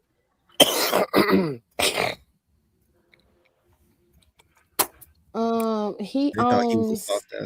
He bought a lot of people's masters and gave it to them. The intention was for Black people to own their own masters, so he bought a lot of masters and was going to give it back to artists. Tupac's was one of them, and he never got the chance to give it to him. That's so unfortunate. That's sad. Yeah, at least it was like that too. She went and bought Little Cam's website. Lisa Left Eye Lopez was very smart. She bought just about all of her friends' names, the domains to all of their websites before it was a thing. Set up too. And she gave it to them. When they realized that she had it, she just gave it to them. Lil' Kim talks about it all the time. Yeah, she's I want one from all my friends. You, Missy, Mary, everybody. Yep. Girl. Period. That's a girl's girl. She was like, I got everybody's stuff. And I was like, what? How did she do that? Because she was smart. Like, she was always thinking ahead. Very much ahead. She was like, websites are gonna be. She's like, that's gonna be hot. That's how you get your plays. That's how your album gonna be put out. That's how you gonna get in this game. At this point, that's how you gonna stay in the game. Yeah, she was right. I was like, what? You're crazy. She said, no, just watch.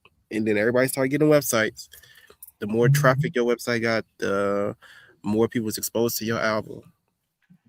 So Michael Jackson's estate, the key assets he owns was Magic's music catalog. Magic's music catalog included a lot of Black artists, like and just major artists in general. Sly and the Family Stone, Ray Charles, Curtis Mayfield, Jerry Lee Lewis, and Jackie Wilson. So a lot of older artists that was getting raked over the coals by record labels. He bought all of their masters. He owned their music. He owns all of the merchandise and licensing and the revenue from the Michael Jackson, the musical that was on Broadway, and the upcoming biopic for Michael. He owns all of his solo recordings, every single one of them.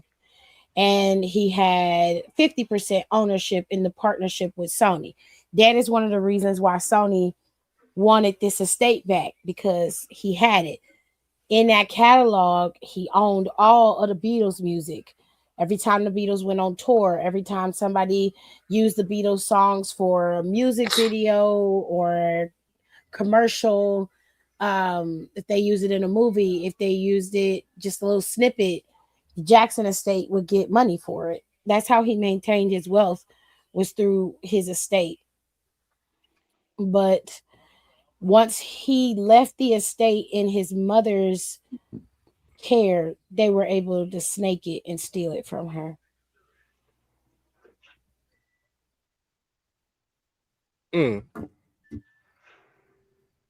That estate was supposed to be their generational wealth. It's supposed to set up his kids for the rest of their lives. They still have a lot of money, but the estate alone generated billions of dollars. It was valued at 1.5 billion. It sold for 1.2 billion. Back to Sony, if I recall. I would have never gave them that damn estate back. I would have never gave it back. He said, "You finna have to come see me." Never. They would have never got it back. I would have never gave it back. I think Michael trusted Catherine a lot, but he forgot that Catherine was getting older, and he should have entrusted the estate to Janet. Mm-hmm. He should have gave it to his sister and just let Catherine be one of the executors of the estate with her. But if something should happen, she should have been the one in control of the estate. That way the estate always stayed in the family. Because his older brothers just would have sold it when they got the chance, because they don't give a shit. But Janet would have done what Michael wanted with that estate. But they fucking high top and ponytail at the same damn time. Nigga. Nigga.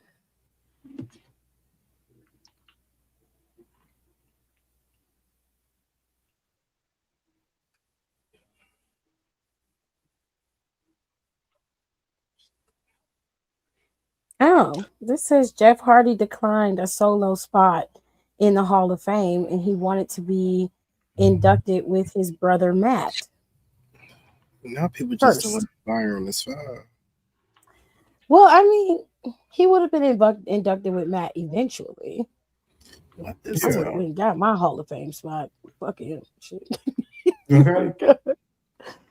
I would have forgot my day was at that moment. This black lady got killed by her husband.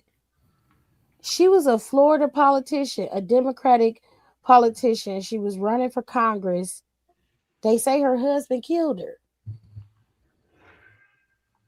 Damn. Jesus Christ. Lord have mercy. What? This shit is hilarious. I love Thread. This man said 365 laps around the sun.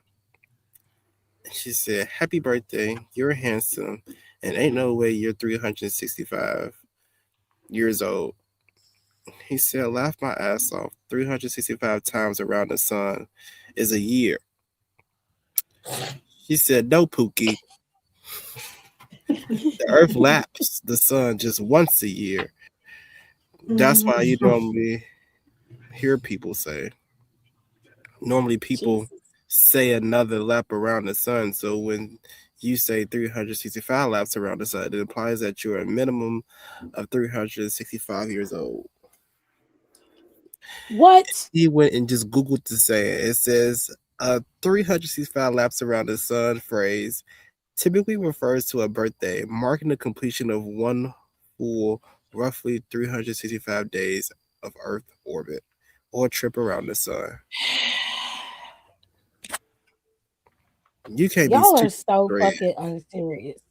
You can't be dumb on Threads. Somebody will get you together every time. Like, and what are we doing? Did you really need to Google that? Like, It's just no way you 365 years old. I don't believe it. I don't know why you believe it in the first place. Because nobody said that. But why?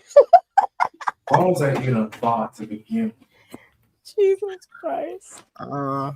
Love Threads. It's truly. It's a wild west. It's just really nothing on social media like this at all. He's not lying. You go on Threads, you definitely gonna get lost in some bullshit. Every time. I went on You Threads the other even day, got and rage this baited. lady, yeah, and this lady was on Threads. The stories they tell on Threads are fucking crazy. I have never been locked in so deep on a story than when I went on Threads, and they be going off, and you just like, what is happening? The stories they tell and the way these people be talking, you just be like, okay, I need y'all to get y'all shit together because this is crazy. Let me see if I can find it because I was screenshot it because I needed to keep That's it. how it was when you that Reddit story that you put out Friday. I was looking to that. I was like, I can't believe it's happening. I was one. The She lady who something, and the lady said no because she was a racist. So they had a snowstorm, and she went to shovel her driveway. She said, "Hey, you think you could shovel my driveway?" She said, "Absolutely not." Remember, you don't cater to my kind, right? Not you don't cater to my kind. It was something like that. She said she was mad. She almost slipped. Damn. Oh, is that what it was? Okay, girly pop. Mm-hmm. I need to find this lady because I didn't get all of it, but I was on.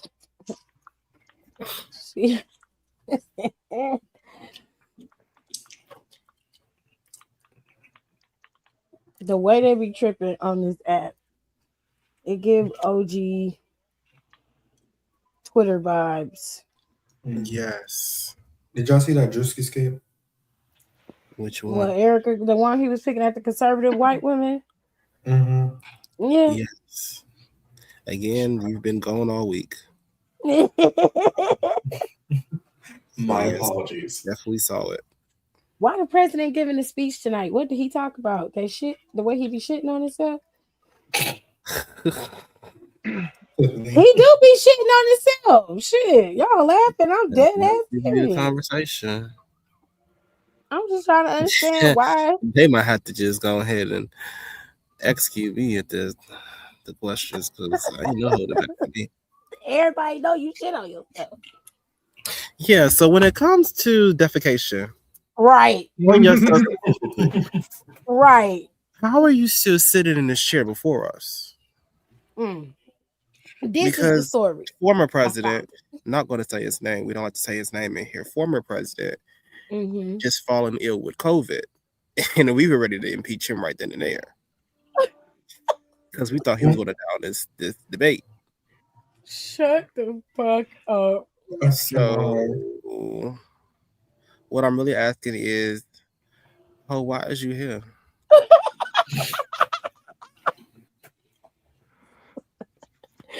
I'm quite confused. I seriously cannot.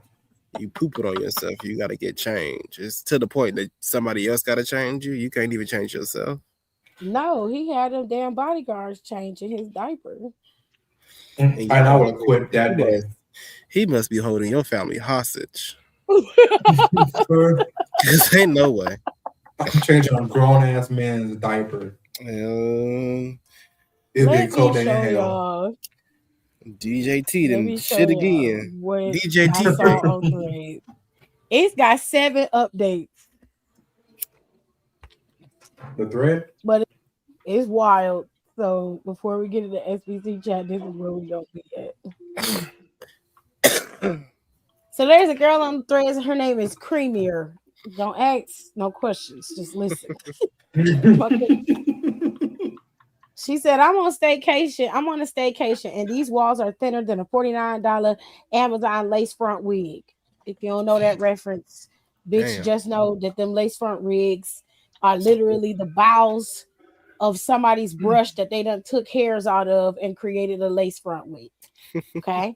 That's what you get when you get an Amazon wig. You are very rare to get a good full wig from Amazon.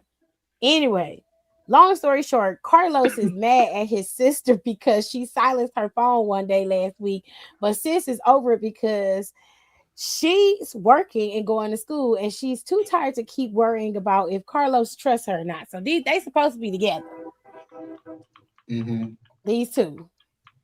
Either way, I don't understand the argument because they've been humping all day. Humping? Yeah. She said, Carlos said he trying, but he's tired of begging. He clapping his hands in between every word. Hold on, the heat came on and I can't hear. Okay, so basically she said sis is mad. Carlos is mad at sis. That's what she said. So pardon my misstep. Okay. I know somebody gonna be like, he fucking his sister? No, that's not what's happening. Okay. Keep in mind, I'm watching a whole movie and can hear everything. Okay, so back to what's going on. Sis is saying it's not going to work because regardless of what she say, he not going to trust her. Carlos said he hasn't given sis a reason to feel some kind of way because she know he ain't messing with nobody else. He said he can hear in her voice when she on the phone with somebody she ain't supposed to be talking to. Her verbiage and the difference in tone changes, and he's sick of it. Okay, Carlos. Off, Carlos, I guess. Carlos says this is trying to show Carlos her phone, but he said he don't want to see it because he already took everything out of it. Carlos said it don't matter at this point because sis said she done, so it's over anyway. He said he not doing this no more. All in all, I think they're done, but I'll keep y'all updated. Now, she got updates. There are plenty of updates. There are 7 updates, so I have to scroll back to get to the first one. She said, "Update on Carlos and sis." It's all happened this month. Yeah, I call her sis because he hasn't said her name once. They woke me up at 8:15 fussing about Carlos staring at somebody in the club last night. Carlos said he thinks the girl was with his nephew at a party, and he hasn't seen his nephew since then and wanted to ask her if he'd seen them. Carlos is in fact lying. Update 2. I got hot and had to switch from heat to AC, and she coming on more than the heat, but they was fussing louder than the AC, so I could hear clear. After fussing for 35 minutes straight, now they are laughing. They need to check out and make it to church. Update 3. The laughing is over. Sis said Carlos makes shit up in his head and then believes it. We all know someone that does that. Sis said that the scenarios he's coming up with is getting worse. I have to use bathroom, y'all. I'll be right back. This is fucking crazy. Update 4. Carlos and sis been together for 7 years, and at some point, sis talked to somebody else, and Carlos thought it was over, but they had been texting. Carlos got mad, grabbed sis out the shower, and started choking her. Oh my God. I heard furniture moving, and sis definitely won the tussle. Oh, now she whooped his ass. Being choked in the shower. That's your most vulnerable moment. How you lose the fight and she was wet and butt naked? You got beat up by a wet bitch. Lady. And she butt ass naked. They didn't even have time to dry off and put lotion. Girl, beat up. Carlos has said he's leaving 12 times, and sis says she don't give a fuck, and he gets back and comes right back.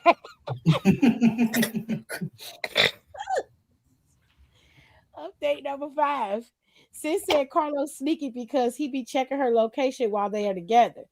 Why they together? Why the fuck is you check, nigga?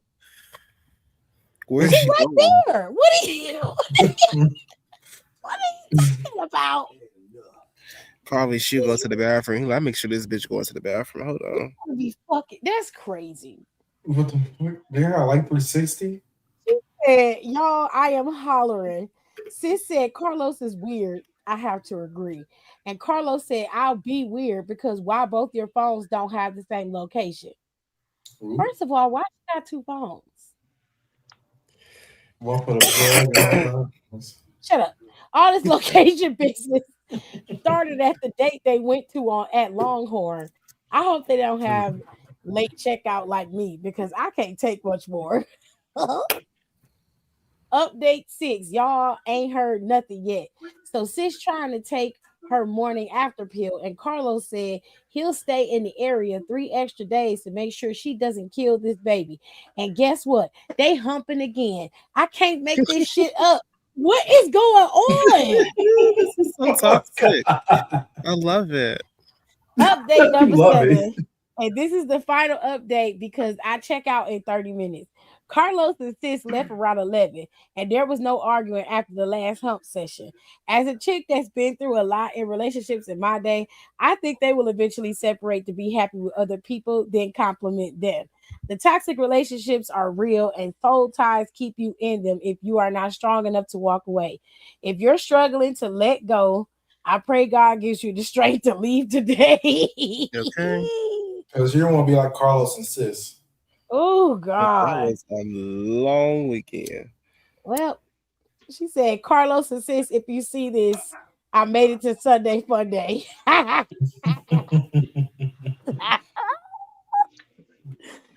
Oh, shit. Oh, man, that's funny. I followed her so I could make sure if she gave more updates, I would get it.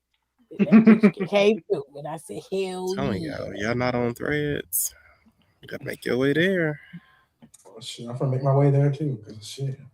It's a hella messy over there. It keeps getting recommended to me. Maybe I'll actually do it. You gotta go. Yeah. You really should. You're It's not so much perfect. better than Twitter. It's so much better. Oh my Yeah. God. I might have to You do will it. love it. Rico like it anyway, because he always a fine mess. And it be people that he don't know. He like a magnet. And you know what? Ask. It's really funny, like because I genuinely mean it when I say I do not search for it. It just happens. Like it just comes to me, It's your and aura. like they It's in your aura.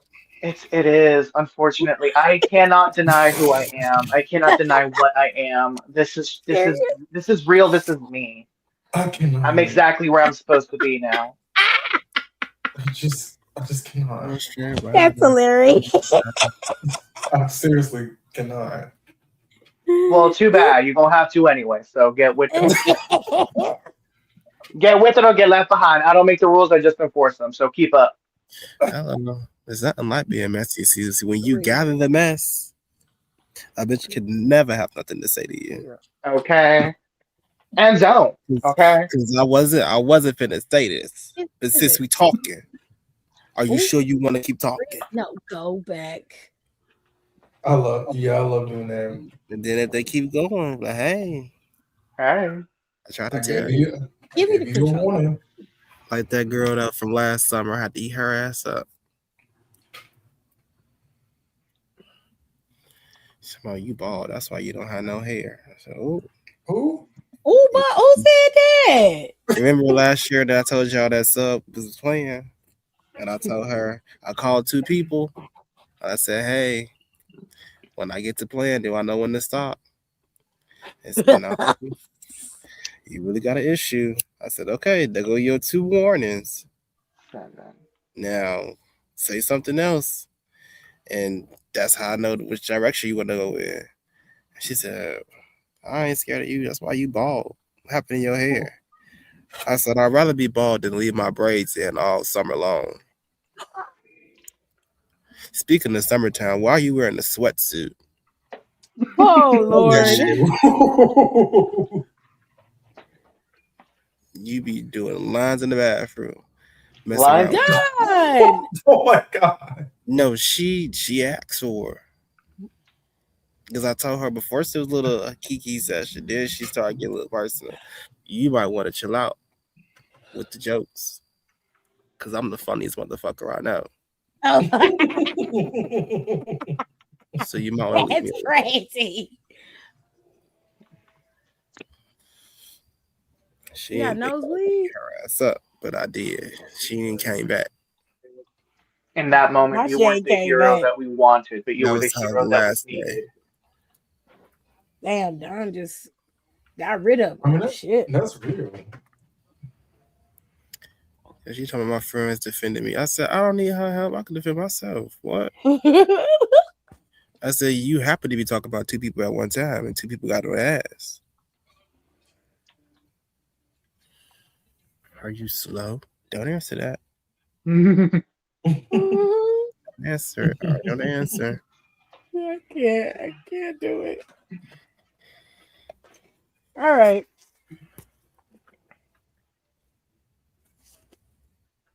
Right, why is your phone so loud? No, nothing. Okay, babe. All right. We're gonna do 6 brown chicks and then I'm gonna get out your hair. Yay. I'm here. Finally. Yeah. Okay. So, question number 1. I love women, and I'm not the faithful type, clearly. Okay. Oh my god. Clearly. At least you're honest. Right. My fave woman is my baby mama, although we're not close because she tries to pin me down. Anyway, she got deployed.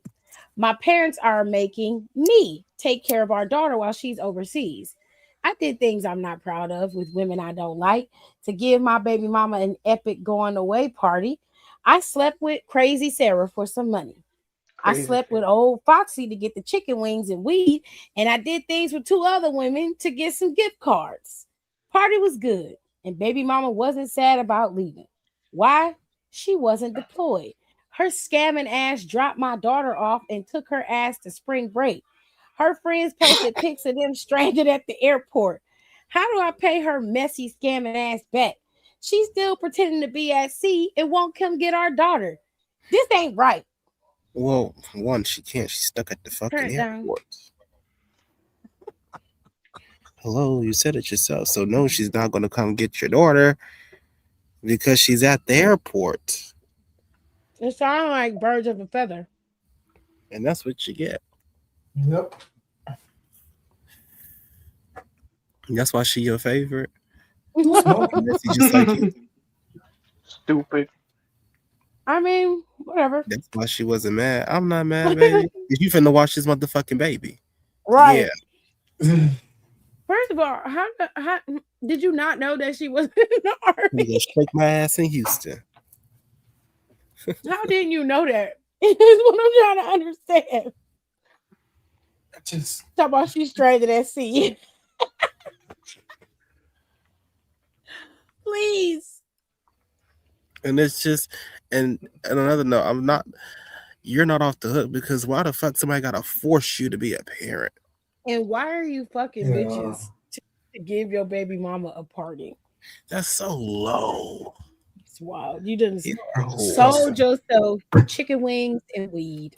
Just a slut. like, And the Maybe worst really kind do because you do anything. not get paid. like, So you're not a good one. yeah, you Men are don't so love easy. yourself. Backup or I The was backup saying, you there. don't love yourself. You don't love Man will yourself. fuck somebody at McDonald's for free fries. Niggas is just sad. I mean, he got what he deserved. she Also, deserved how that. old are you talking about spring break? I really, The fuck is that supposed to mean, Hiram? I'm just okay. I'm curious. Pick your words carefully. So I'm not I just- allowed to go on spring break because I'm No, not 20. No, you're allowed to, but I hate the narrative of like people that like are in their early 30s going to places that have teenagers talking about I'm gonna go on spring break. You're 30 going to South Padre trying to mess with a lot of teenagers. That don't sit right with me. Why not? What makes you think they going on spring break to mess with a bunch of teenagers? 18 is Because when legal. they go to, because what happened? All of them in South Padre were basically the people that was in really either seniors or high school or people that was in college.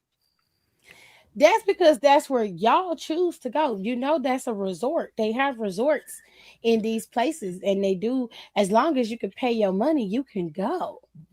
Doesn't mean I'm gonna go I'm not there saying they to like go. physically mess with teenagers. I'm talking about they going to South Padre to party, and I'm just like, why are you calling? You could go to spring break? Tulum, you could go to Cancun, you can go anywhere, and it'll be, if it's spring break, a bunch of teenagers gonna be there. What you think happens when people go vacation in Florida? They just don't be around a bunch of young adults that be partying. That's all right. When you in your You're gonna 30s get old too. or 40s, don't nobody party. No matter where you go, don't nobody party like a 20-year-old girl. Okay. Living La Vida Don't Loca. nobody party like women, period. Because Plus, I guarantee you 90% of the time there are no 30-year-olds where there are 18 to 25-year-olds. Unless they're like older people looking for younger crowds, which that doesn't happen as often as people think. But there are those kinds of people that are like, I want to party with the young people. Cool. But if I'm going on vacation, South Padre, Cancun, Tulum, wherever, my idea of a vacation never has anything to do with a club or a bar where I know a bunch of teeny boppers and young adults are going to be. Because I don't want to hear all that shit. I just need a day. What are young hoes at? That's not something that I'm going to be looking for. So it's okay for me to go on with somebody my age or even somebody in their 30s to go on a vacation to some of these, you know, spring break areas, but they're not going in the same, they're usually not partying in the same places where these teeny boppers are. Because y'all are going to go where the places where the DJs are, where the high-end places are going to be. Y'all are going where the most people your age are going to be. And it's going to be the same way for people who are older. They're going to go where people they know are going to be. Yeah, I'm not saying like it's a problem like to go to South Padre and this and that. I just don't like I just don't understand the concept of calling a spring break when like it could be called like vacation. Why I can't call it spring break? I'm not saying you can't call it spring break. You don't call this. You call it spring break. You going on vacation? Are you not? I'm taking a break from school. Yeah, but that's a vacation, babe. Hello. I'm gonna be quiet. I'm not making sense. I'm gonna be quiet. Like I'm just saying. Anything that you really thought about in your younger years before 20s, just throw it away. Listen, your ass gonna get old too. And when you get into your late 20s, early 30s, the mindset that you have now is gonna change. It really ain't about where you go. You call it whatever you want to call it. Most people are going to call it spring break because that's what we're, especially here in America, that's what we know it to be. That's what we learned it to be. So that's what we're going to call it. Now, some girls might call it a girls trip or they call it a vacation. Either way, it's all the same thing. Y'all going on spring break, a break from school is a vacation. Unless you stay within the vicinity of your school and you just happen to be off school. But if you leaving out of the country or you going to a different state and that's your spring break, that is still a vacation, babe. You are doing leisure time. That's a vacation. Just because you say it one way don't mean the same thing. But I resent that. If I want to go to fucking Cancun and go shake my ass, that's what I'm going to do. I'm grown as fuck. I'm going to do that. Okay. Shoot. And I don't need to be around a bunch of teeny boppers to do it. I do that shit in my room, on the beach, at the bar if I can. I don't give a fuck. Do what the fuck I want. I'll show you how to clap some cheeks. Hold on. Period. Okay, no hands.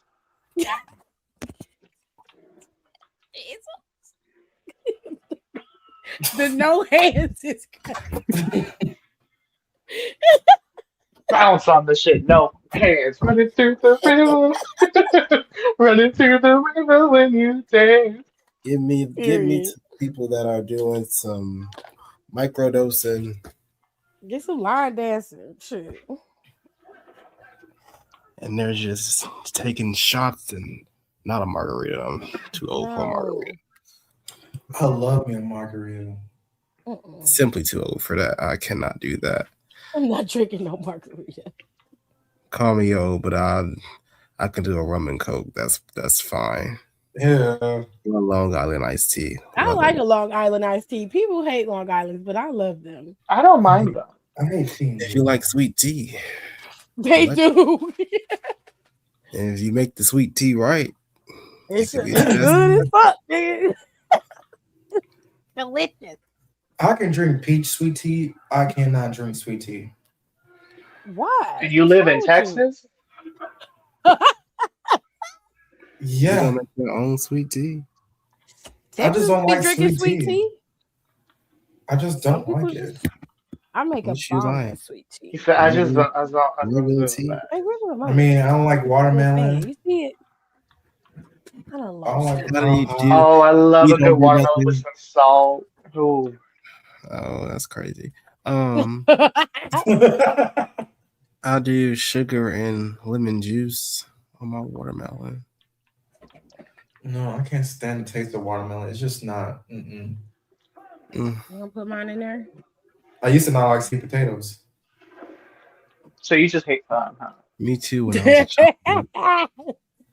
It was when I was young. I just did not like the concept of sweet potatoes. It's just I mean, not I a didn't good. eat- I didn't The eat burgers. concept of like sweet potatoes is 15, crazy, as if it is not a normal thing to have a sweet potato. Yeah, people. I remember my teacher. I mean, are you really surprised? I don't even like dressing. I'm not eating No, that. you don't. You do not like dressing. That's your business. I stand by what I've said many times. You just ain't had it right. Mm-hmm. You had stuffing. Yes. You know what? If you try Don spaghetti, I will try your stuffing. I have told Don many a It's gonna be times that fun. whenever he makes it, Why am I I catching will try straight? it. But I be No, teasing you him. didn't. That's what I do. I didn't even do anything, and I just got thrown. That's not Why you straight. gonna go catch me catching straight? I'm I not- have that's told not straight. him, and he knows I'm just this. saying, I I've would said try. it. I would try dressing if everybody's willing to try Don spaghetti. Because I tried. Ain't Don nothing stuff, but some, some Spanish cornbread shit. I just want the record to show that I have always been down to try Don spaghetti, and y'all have been doing the most. Well, no, Shut I up. tried. Shut up. I tried the ranch and barbecue sauce on my own spaghetti, and it's actually pretty good. So when you say Yes. that, it's really good, and I think Yeah. everybody should try it. Okay. Don's like, funny how bitches turn into my fans. All right. Y'all do it too.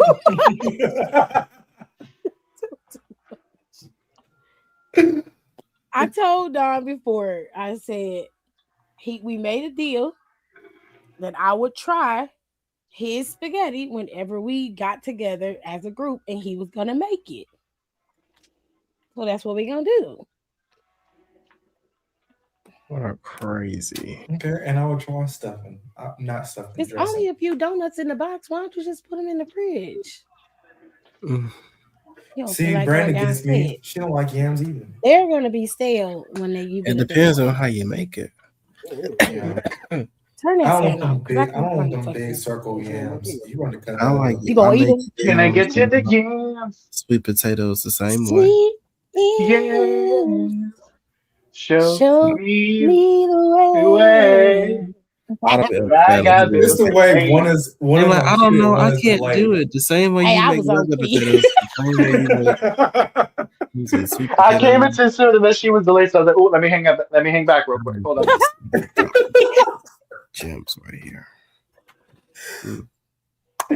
Brandon don't He's like oh, yams. cute. I also don't like chitlins. Well, most people don't. So That's I've never tried chitlins, so I cannot you comment. don't need to. You're good. I'm not going to try a you want damn to kill me thing. first. You're fine. It's a particular awful that is not needed for everybody to A try. particular awful is crazy. That's what it's Yeah. called. It's called awful. The cuts of meat. They call it offal. It's the throwaway meat, the meat that most people wouldn't consider to be meat. Liver, kidneys, tripe, that kind of stuff. People can eat liver. Intestines. Yeah, and chitlins are intestines. Yeah, the cleanest shit out. You have to clean it. You have to clean them out. You got to let them soak for a while, and you got to rip that inner lining of them out. You got to rip that out. That's where most of the funk is. And first you got to get the poops out because it's actual poop in there. So you clean that out. Then you got to turn it inside out and take that inner lining out of there. And then you boil it. Yeah. And then after you boil it, you're supposed to crisp it up. So you cook it with like onions and all that other kind of stuff, some aromatics, and then they serve it. Sometimes people eat it boiled. Yeah, because I never heard the crisp part. They might actually be on something with that. No, they don't. Don't eat it. I'm telling you, no. Because everybody don't clean it. Everybody don't clean it right. So don't eat it like that. So unposted thoughts that as a Mississippian, please don't try them. I hated them. I told you. I'm telling you. Pork rinds, I'm not trying. I'm not eating. I'm not even looking in the pig's direction. I love pork rinds. Pork rinds are fire. Some hot sauce. Okay. Some boiled pig skin. You need to shut your ass up because I don't know what that is. Skin flakes. You're being disrespectful. I mean, isn't this pig skin the only thing on the hot dogs that is like, or isn't pig skin used in like the hot dog casings? No, they use intestines. Oh. Now I'm sorry. But most of the time they don't. It depends. You have to read. If the back package says natural casing, then yeah, you're using another intestine to make the hot dog. But if it's a regular ass hot dog, they boil that shit in a plastic bag and then it come out solid and then they serve it. It's a hot dog. How did we get here? What the fuck happened? How did we get here? I just remember.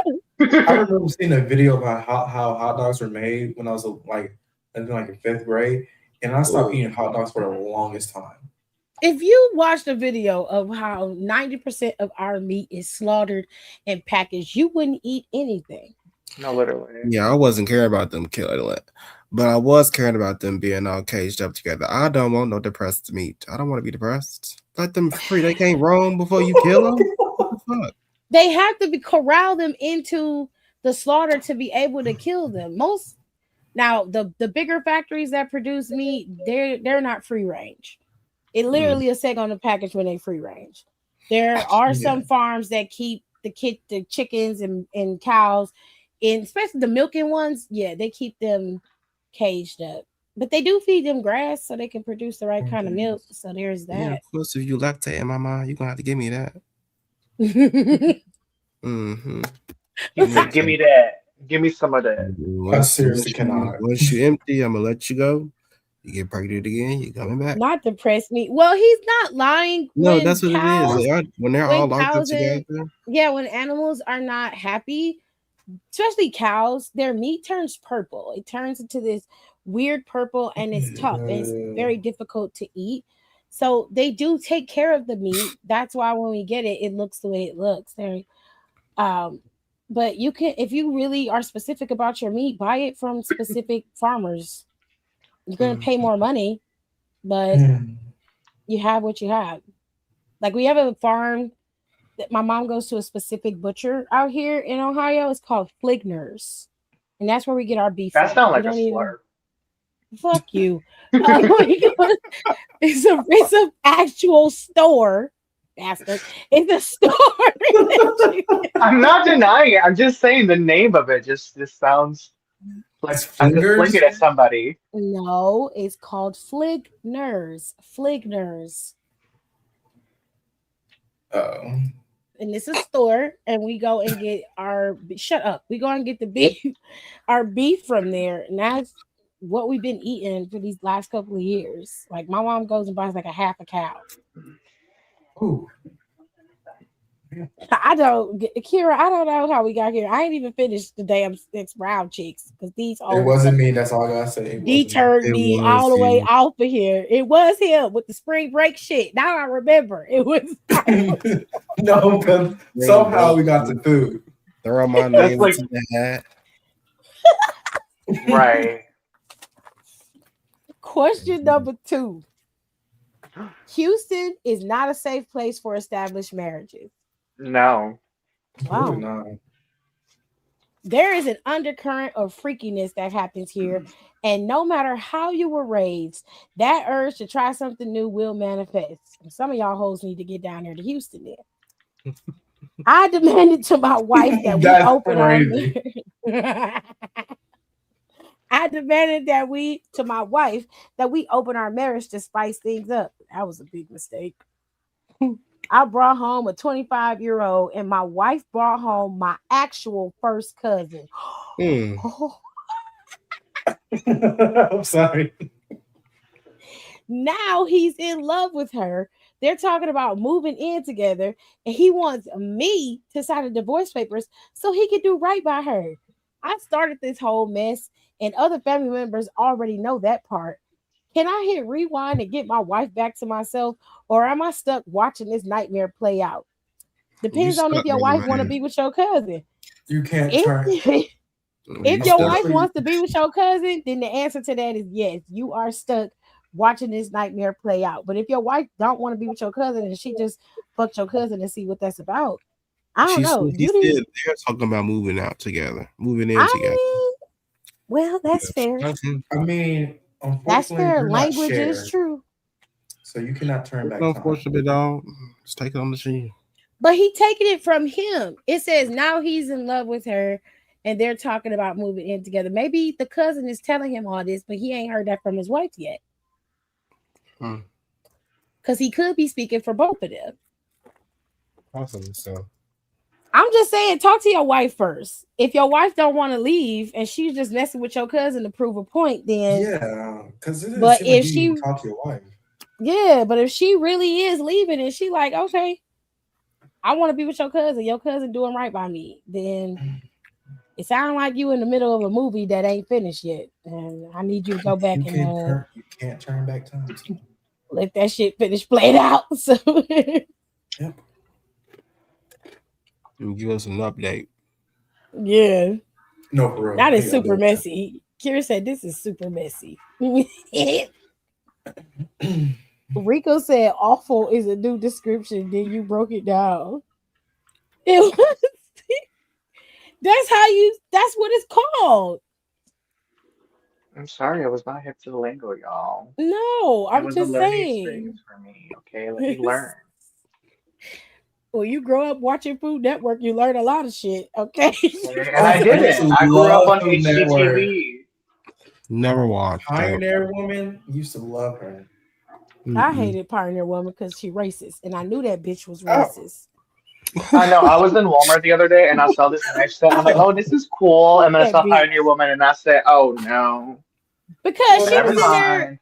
No, because she was, one time she had made something she called them flat tacos. And I said, bitch, that's Indian fried bread. I know Native American fried bread when I see it. And then her husband used to come in there, and I don't know, something about it. They ain't never seen no black people. Never seen no black people around them. And they would go in town and everything. And it was just, Ever since she made them tacos, I've been on that bitch's ass. And then I figured it out. Because they got a whole article on that whole about how she racist and her husband racist. They racist. I'm telling you. Okay, I've been on her ass since day one. I'm like, I don't like this bitch. Something's wrong with her. That brought this out.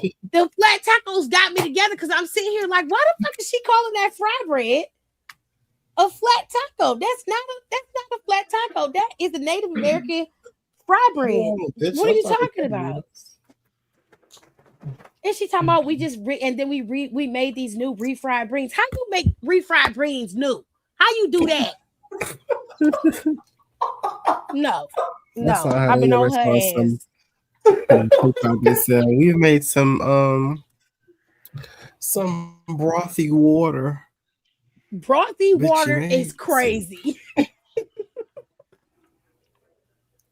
And the And way you they stole it from the gentrified Asians. agua fresca, like them motherfuckers say it's spa water. Oh, Bitch. How dare you? Like, you can't just call it for what it was. You can't just say, I saw this recipe. I know this is Korean. I was inspired. I felt And it's moved by pho. it, so I decided to try it on my own. That's hard. They You call can't it say brothy that. rice. They put a bunch of rice in the broth and then was like, this is my new recipe, brothy rice. That sounds nasty as hell. Hold on. Wait a minute.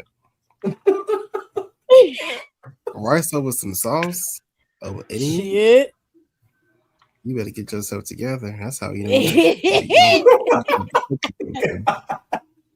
Telling y'all that lady racist. I'm telling you. She a Trumpy. And her husband is one. Never watched Food Network. It was gonna make me hungry, so I decided not to engage. Oh, I love watching Food Network. Back Bobby when they Flay. actually Oh my had God. fucking cooking shows on there and not just baking competitions and competitions with Guy Fieri's ugly ass and fucking Bobby Flay all the time. And no one ever beat him. They beat him because he be making raggedy ass shit too. Nobody wants your raggedy ass food. Everything he make got chilies in it. It don't never just have no flavor. And they think that chilies add flavor to everything. I'm like, you bitches don't know how to cook. Like I've been watching you since I was 13. And you cook the same thing all the time. He done had 17 different shows. Didn't he just give up his brand? Child. Oh no.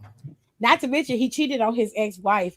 And when he got his star on the Hollywood Walk of Fame, that bitch was cold as hell. She hired a fucking plane to fly over the damn where he was getting the star to say Bobby Flay is a cheater.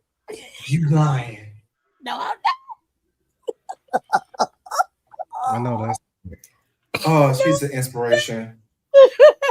And she is the moment. Oh, I loved it.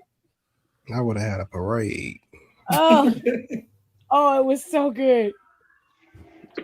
Cause he was hanging out with January Jones. There's an actress named January Jones, and she had a baby at the time. And January would not tell nobody who the father of her baby was.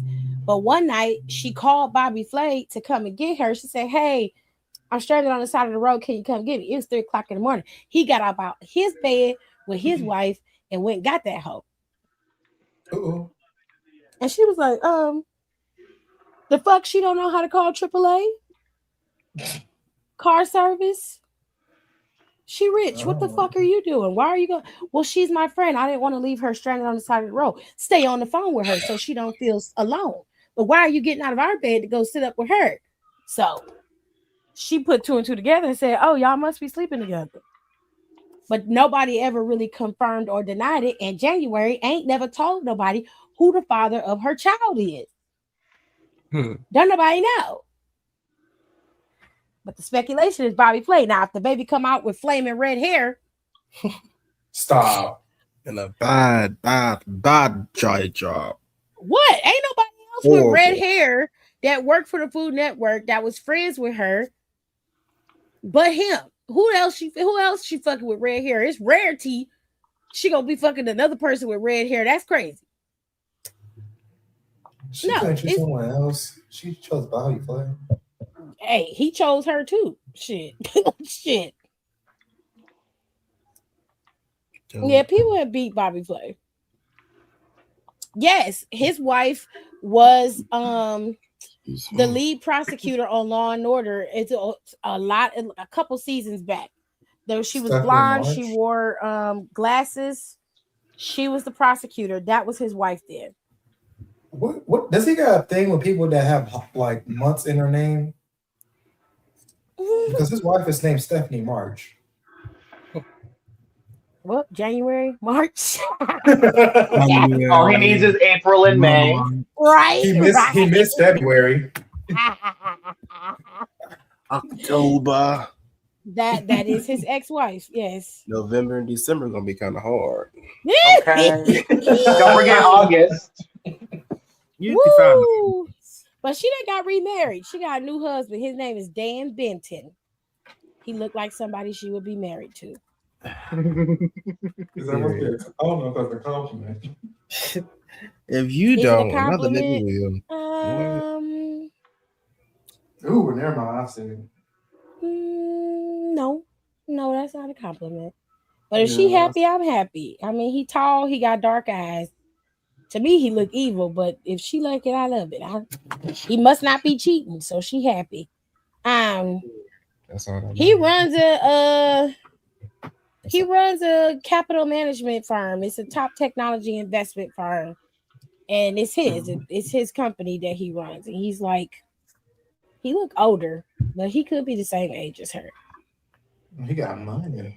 Yes. Love that for you, Queen. Mm-hmm. Unless you're racist too, then I hate that. No, she's not racist. She all right. Oh, okay. Love that for you, Queen. She all right. Yeah, But she did play Cabot. You ginger bitch. You lucky. That's why I don't like Bobby Flay now. Plus, his food is real basic, and people be acting like he be creating the most amazing shit, and he don't. You can find all this shit on the Delish app right now. The fucking shit. Stop. You can find that shit in the magazine. I'm not fucking playing with you. I'm dead ass serious. If you subscribe to New York Times cooking channel on YouTube, Bon Appetit, and you subscribe to Delish, you will be able to create recipes that Bobby Flay make and anybody else, because all of them are trained pastry chefs and chefs. They know what to do, but they all got different stuff. So like Bobby Flay draws from Southwest, sometimes Mexican and Italian food, but I think he's Irish. I rarely see him cook anything from his own lineage. He usually is cooking something with chilies in it. It's either super spicy or not, and it's usually something along that nature. Like I miss the chefs like Emeril Lagasse, and then we used to have like, and people hate Paula Deen, but I used to like Paula Deen, but they say she racist, so allegedly. But from what they say, I mean, the scenario that they explained when I read the court docket, because I wanted to see for my damn self, and the lady was sitting there. Oh my God. She sat there in court and said she got robbed by a black man, so she called him a nigga. And I said, well, Tiffany. That's action. That's like when that other dude called that man in black who won't call himself being nice. Ain't you a nigga? Right. Like, what's going on? Nigga, like you ain't never been that down bad before. I'm like, I would have called him a nigga too. But you're allowed to say it. Yeah, you can't be offended. That's like a black person running to my White House, trying to break to my White House, and they like, Nick with a hard ER. What are you doing? Right. You can't be nigger. You're breaking in my You're house. breaking into my shit. I'm offended. You got to be a faggot too. Yeah. Chill out.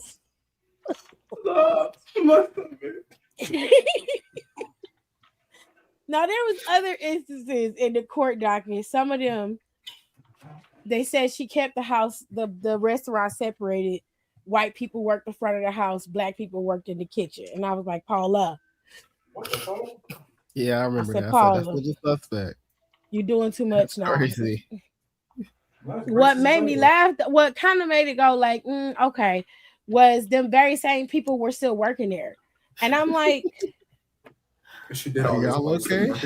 I'm like, okay, well, if she's segregating y'all in the kitchen and she calling y'all the N-word at work, why the fuck y'all ain't left yet? It's plenty of places in Savannah, Georgia for y'all to work. What are we doing? Y'all can literally leave as a staff. And I'm like, if y'all are being treated like that, everybody could walk out together. Y'all could file a lawsuit against her for discrimination, for racism, and y'all could get paid for this. But it didn't come out until Paula Deen became like top of the line inside Food Network. They did not like that shit. Like Paula Deen was the girl. Paula had 4 shows running simultaneously on Food Network. She had Paula's Party. She's had Paula's Boys because her sons had a show on there with her. Her show where the cooking show happened, and then she had another cooking show where she cooked with special guests outside of Paula's Party. All of these shows were running together on the Food Network.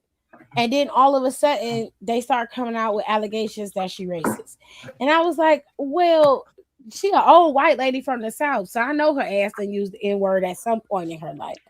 Okay, True. but she said she didn't do it, and that they went and they found an instance where she was talking about being robbed, and she said this N-word with the hard R robbed her. And I said, well, I cannot. said, well, is that not what happened? It's the whale for me. Sometimes there are some exceptions to the rules. I'm not saying that she wasn't right. You still it's not right. Wrong. However, I'm not taking up for the lady. That's what you I'm got just to be to rob a white woman. That'd be the first thing that come out of my mouth, and I'm black. Like, this nigga robbed me. Like, it sounds really bad. It sounds really bad. But I was like, I fucked with Paula Deen. Paula Deen was the girl. She put butter in everything. I was like, bitch, kill her. Kill them all. I never understood that fucking I never understood that fucking She said, kill them all. Paula Deen to put a whole stick of butter in a sauce in a minute. Do you understand me? A whole stick. I felt you be sitting there watching, she making a recipe. She like, we're gonna put some butter in there. I said, okay, you gonna put some or all? Because you got about 4 sticks of butter right there. And what kind of butter is it? Is it salted? If it's salted, no, it was unsalted. Oh, okay. Yeah, I'm surprised she didn't have her own brand of butter. She pretty did. much free game. She had a deal. Listen to me. When I tell you Paula Deen was the girl, Paula Deen was the girl. Paula Deen had a deal. She had a deal with Smithfield. Her face is still on their bacon to this day. Okay? That old white lady was making bank. And then Anthony Bourdain came out and said that he hated Paula Deen because she didn't know how to cook. Paula Deen's response to Anthony was, I don't have no problem with him. Not everybody's going to agree with how I cook, but he's more than welcome to come to my house and sit down and share a meal with me. That's what she said. And then it was about a month or 2 after that, everybody started saying she don't like black people. And I was like, what? What's going on? Then they took all the TV shows off TV, and we have been stuck with Guy Fieri's bitch ass. And Guy Fieri is on some bullshit too. Guy Fieri is known for being nasty when he goes into them restaurants. When he's doing diners, drive-ins, and dives, they say he be real trigger happy. He real touchy feely with the girls. They say he real touchy. I like him too. They say he real touchy feely with the girls. And they said when he don't like something or when he don't want to eat something, sometimes those episodes are air, but you'll see he don't eat none of the food. He don't try it. He'll have somebody else there to try it. That's how. And there's. Sorry. When I tell you, I'm telling you.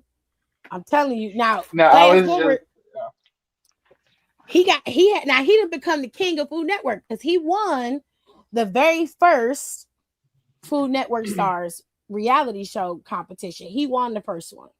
So he was the one who set the tone for all the rest of the Food Network stars that came out after him. So they put the back rocket on his back and let him be the guy. And he's had many scandals, but they covered the shit up for him. But they let everybody just bury Paula Deen's ass. But Paula Deen said, fuck y'all. And went and made her own network Paula Deen had a whole network. You can subscribe to it and go watch her stuff. She made her YouTube channel, had her boys on her YouTube channel. Stop my motherfucking bag. The bitch still got deals. She still got her Paula Deen cookware, her baking stuff, dishes. You can buy Paula Deen shit everywhere. Amazon. Okay. You can get it off of Walmart. You can get it through Target. You can get it anywhere. But that bitch don't have to cook. Just like Pioneer Woman's bitch ass. You can get all that shit together. She was like, fuck y'all. They say double it, pass it on to the next one. Episode on all the scandals of Food Network. Oh my God. We'd be here all day. We'll be here all day. Mario Batali got busted for being a sexual predator. Oh my God. He was on an old school Food Network. So back in the day, before we had Guy Fieri's weird ass, there was Mario Batali. There was Michael. He was Italian. He used to have a TV show where he would cook Italian food. You had Emerald Lagasse. Emerald Lagasse had 3 shows. He had Live with Emerald. He had the one where he would show you how to cook his trained chef food, and then he had one where he would just try different people's food from around the country. He was going to different restaurants and trying it.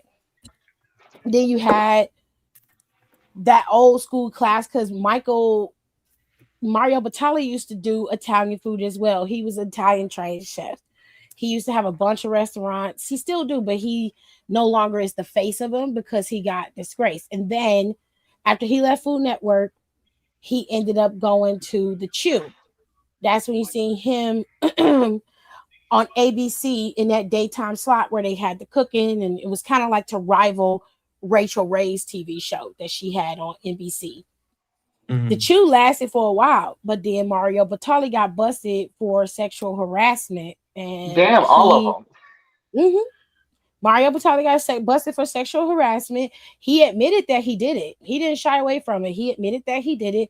The Chew said they were going to take a hiatus with him after they finished the investigation, but there was no investigation to have. He admitted that he did what was alleged. He said that. And he was like, he was deeply sorry for all of the pain he caused the person, but it was multiple people that he did it to. He ended up leaving the Chew. He resigned and left there, resigned from the head of his restaurants, and I think he only works in one of them. I don't think he's over all of them because he had like 3 or 4 restaurants, and he's been quiet ever since. You don't see him out now. I don't know if his name is in the Epstein files. I don't know that, but given the state of things and how long he's been around and with the circles that he travels in, you wouldn't be surprised. No, I wouldn't. She said, if we use our context clues. Yeah, because 1 + 1 = 2. Okay.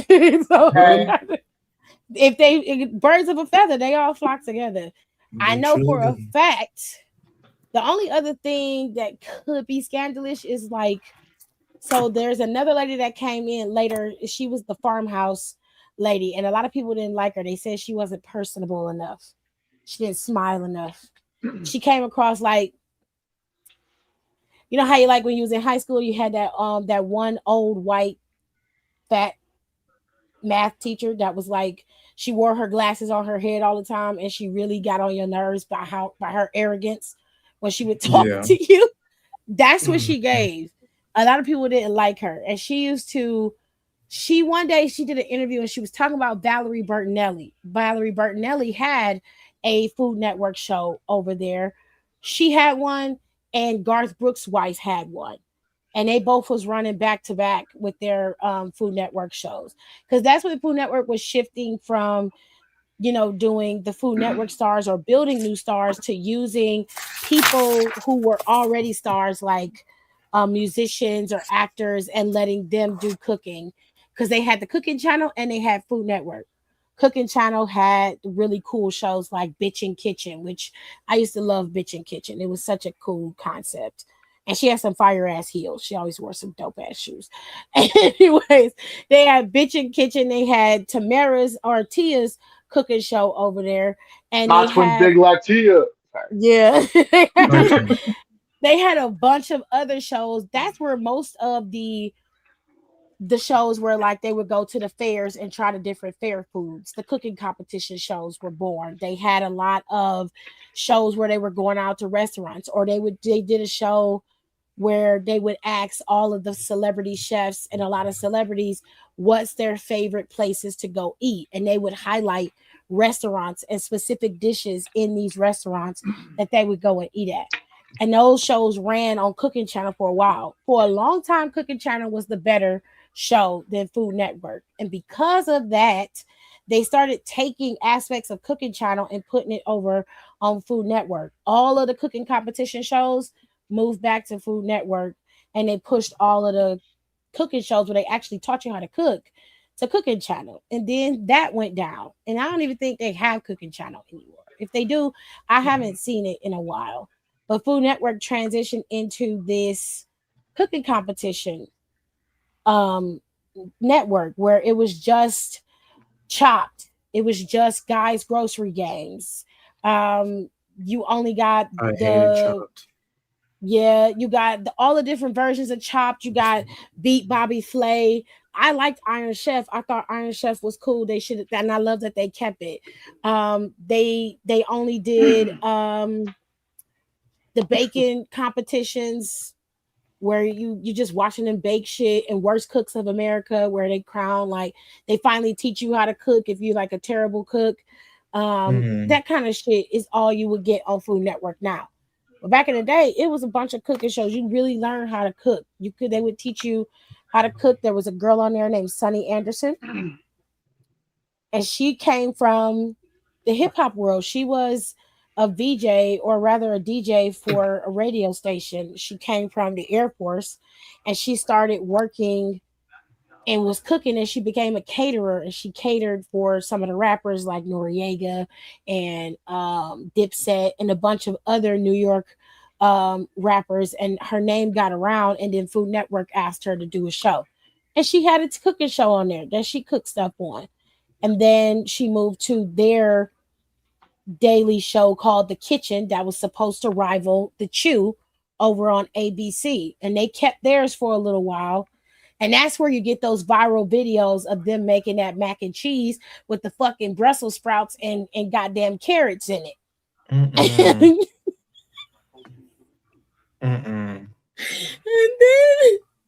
the new sets of cooking shows that are on now are by younger people. They're starting to use influencers to make cooking shows because the influencers have the lock on TikTok and Instagram and YouTube. So they gave them cooking shows. And they gave Auntie Tabs a cooking show. It was more like a talk show that involved cooking. And then they kind of fucked her over, but she took her shit in stride, kept her show going, and then they cut it. Once they moved it from prime time to daytime at 1 p.m., she knew they were trying to sabotage her show. She had the highest rating show on Tuesday nights at 7 p.m. And because something about they wanted her to talk a certain way and to be a certain way, and because she didn't do that, they moved her show from 7 p.m. on Tuesdays to 1 o'clock on Thursdays. Ooh. And then the show got killed. They hate to see a bitch succeed. But the joke was on them because before Target turned into some bitches, Tabitha had one of the biggest lines of food, hair care products, and everything you could think of in Target. It was the fastest selling product line that Target sponsored. They could not keep her seasonings in stock. They couldn't keep her. She had what did she have? She had lunch bags, she had popcorn, she had vegan seasoning, she had vegan dip that they made. She had all types of shit. Couldn't keep the shit in stock. People was going to Target specifically for her stuff. And then Target said, fuck y'all. Now life sucks. Yeah, it was Michael Simon, Aaliyah. That was his name. He did a lot of Italian cooking. Go ahead, Rico. I was gonna say, remember when Bailey first turned heel and she did that promo where she was like, "Life sucks and then you die." That's what she said. I feel like a whole bunch of people stopped buying Crocs because of him getting disgraced. Oh yeah, that was his big thing. He wore orange Crocs before Crocs was really popular. Mario Batali was wearing those Crocs, and they were bright orange, like caution cone orange. Yeah. Mm-hmm. I love the Chew. I used to go to the show all the time. It was next to the door to the View. I have all their cookbooks and one of them autographed with Carla Hall and Michael Simon's autograph too. Michael Simon is not the one that I was talking about. Michael Simon is from Cleveland, and he has a couple restaurants here in Cleveland. That guy is tall and bald headed. The man I'm referring to, and his name was Michael, and he had a show. He did have a show on Food Network, but it wasn't Michael Simon. It was another guy. He was older. He was shorter. He had salt and pepper hair. I would have to pull it up, but y'all ain't gonna go and watch the shit. You ain't gonna see it nowhere, so I'm not. I'm not gonna bore you with nothing else. You used to like the Neelys. Oh, okay. Let me tell you. Listen, the Neelys are from Memphis. Okay, the Neelys were married, and for a long time they did their TV show on Food Network. But for the last, like, I would say for the last 3 seasons of their show, they had been separated and were divorced. But they was pretending. They were pretending on TV to be married. They would leave and go to their respective spouses after working. They literally hated each other. The only reason why they stayed together was for their daughter. And I was just something about the way that they did their show that made me think like something's off. I used to tell my dad, like, something is wrong with them. And he like, what are you talking about? I'm like, they don't seem like they really want to be with each other, like they really love each other. Like it just seems very fake. And he was like, I don't know. But it came out years later. Gina Neely decided she didn't want to be with Pat Neely no more. And this is while they were still filming the show. She decided she wanted a divorce, but they had already signed a contract with Food Network to make the show. So they continued to do the show and pretend to be married all while they were getting a divorce.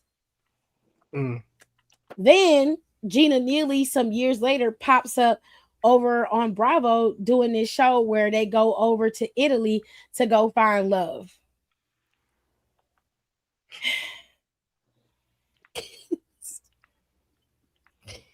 And she was just not the best. It just didn't work. So I said, did it work? Cool. Shit. No. Everybody else found somebody, but she didn't find nobody. Well, damn. She didn't find nobody. It still exists, like Antenna or No Cool. I love the Neelys. I didn't like the Neelys. Like I said, something about them didn't sit right with me. It's very, very fake and performative. It was just like, what the fuck is going on? And then what really pissed me off was how they made collards one day. They took fresh collards. Listen to me. Collards are very tough. They're not as tough as kale, but they're very tough. They took fresh collards and put them in a pan and fried them with just some bacon fat and a little bit of onion. And I'm looking and I'm just like, how y'all eating that? This is gonna give you gas. You cannot eat collard greens straight out like that, like you would do lettuce. It has a protective film on it to protect from predators, to protect from animals eating it. If you just eat that shit straight, it's gonna cause you to have some intestinal issues. You can't just fry it up quick in a pan like you would do spinach and then just eat it. You can't do that. And them motherfuckers did that shit, and that pissed me off. I'm watching this, and I was like, I know damn well y'all ain't frying these damn collards in no pan. Okay. We're not doing this. Ooh. Not your cooking show be in the works. Period. You're gonna be on TV. Good for you. I use a Don't hair forget us care when you product. go. Right. And Literally. And I maybe use a like hair slap care me product. $20 every Smells now and good. again, you know? I might need Hell it. no. Okay. He ain't gonna do nothing but spend it on cigarettes. Don't give it to him. No, You can send it to Hey, me then. You can send it to me then. you leave me and my cigarettes alone, okay? Absolutely not. And Absolutely not. yeah, because you know what? I'm pissed because I girl bossed too close to the sun. And on Monday, Oh I my smoked my last god. one and I said, shit, I'm out of cigarettes and I'm out of money. Damn. Yeah. I'm gonna bully you until you stop drinking, until you stop smoking. Well, Maybe that was Miss a Mama, sign. Miss Mamas, you gonna be bullying me for a while. Thank God I got this. Not Miss Mamas. Miss Mamas. No, you said you're gonna be Listen, going for a while. I like again, Tabitha's hair care product. It hey, smells listen, my good. parents were my first bullies. I survived that. I could survive whatever she throws at me. Nope. I'm He just right. like, He right, just because his mama cigarettes. would say, I wouldn't say to my worst enemy. It's gonna be up when I see that little bitch too. Fuck her. I can't I stand mean, her. she is small. She's like 5 foot nothing. Yeah. Yeah. Before you go Yeah. at her, let me get my camera out so I can record. Fuck her. Shit. She's been talking to me a lot more recently too. It's weird Why? What does she because want? she doesn't want nothing. It's just because like I got like a new phone, so she's checking in. She's like, "Oh my God, how's the new phone? Are you enjoying everything?" Why you Like, didn't want to help me get one, you raggedy bitch? What you and she's do? Right. like, "Oh, are you enjoying this? Like, how's work? How are you doing? You're working." Please stop She was calling like, me. "You've been working so hard. It's really nice that you're treating yourself the way that you are. Like, it's good to finally reward yourself, considering how hard you're working. I hope you're not working too Reward hard." myself with doing what I'm supposed to do. And to keep myself connected to the world, I have to have a fucking phone. And I she would have was like, "I'm cussed her ass so." off. She's like, "I'm so proud of you. Like, I know God has big plans for you. Mm-hmm. It's like, don't forget that you were prophesied over. You have the blessing of David. When you talk, people listen." And Did I you said, remember that when you kicked me out the house and then moved? Did you remember that? Like she I doesn't would be remember it on that her way. ass. She doesn't remember it that way. Okay. And if she doesn't But remember it that way, then it didn't Tiffany gonna happen. help her remember. She thinks as it of him gaining No. his independence. Well, I'm not. That's not what it was. She abandoned that boy and left him out here hanging in the dry. And if he hadn't had people to help him, who knows where he would have been? That shit is wild as hell to me. Child, I would have been on the It wasn't streets. like he was like 30 or 40 years old. She didn't give him shit to work with. You was fresh out of high Luckily, school, weren't Rico you? was savvy enough to be able to do what he needed to do to take care of himself. Because honestly, life could have been much worse. So you need to, you do deserve a lot of credit, but she don't deserve shit. I wouldn't tell her a motherfucking thing. She would get one word answers from me. How I you know. doing? Fine. I'm fine. It's hilarious because like I was talking to my boss about it because like me and my boss were just kind of shooting the shit at like my main job. And I was like, I just casually mentioned, like, yeah, like I was legally homeless straight out of like almost like, the year after high school. Like I was legally homeless. And he was like, what does that mean? And I said, okay, it's a long story, but essentially, He said, and what like, does that mean? What? I'm like, legally, I didn't live anywhere. And then like, it's like immediately when I went into like the whole story, like it was just jaw dropping. I'm like, when his jaw dropped and like he had like that reaction, I was like, see, that was the reaction that my first therapist had. Like, refer to me somebody else, please. Right.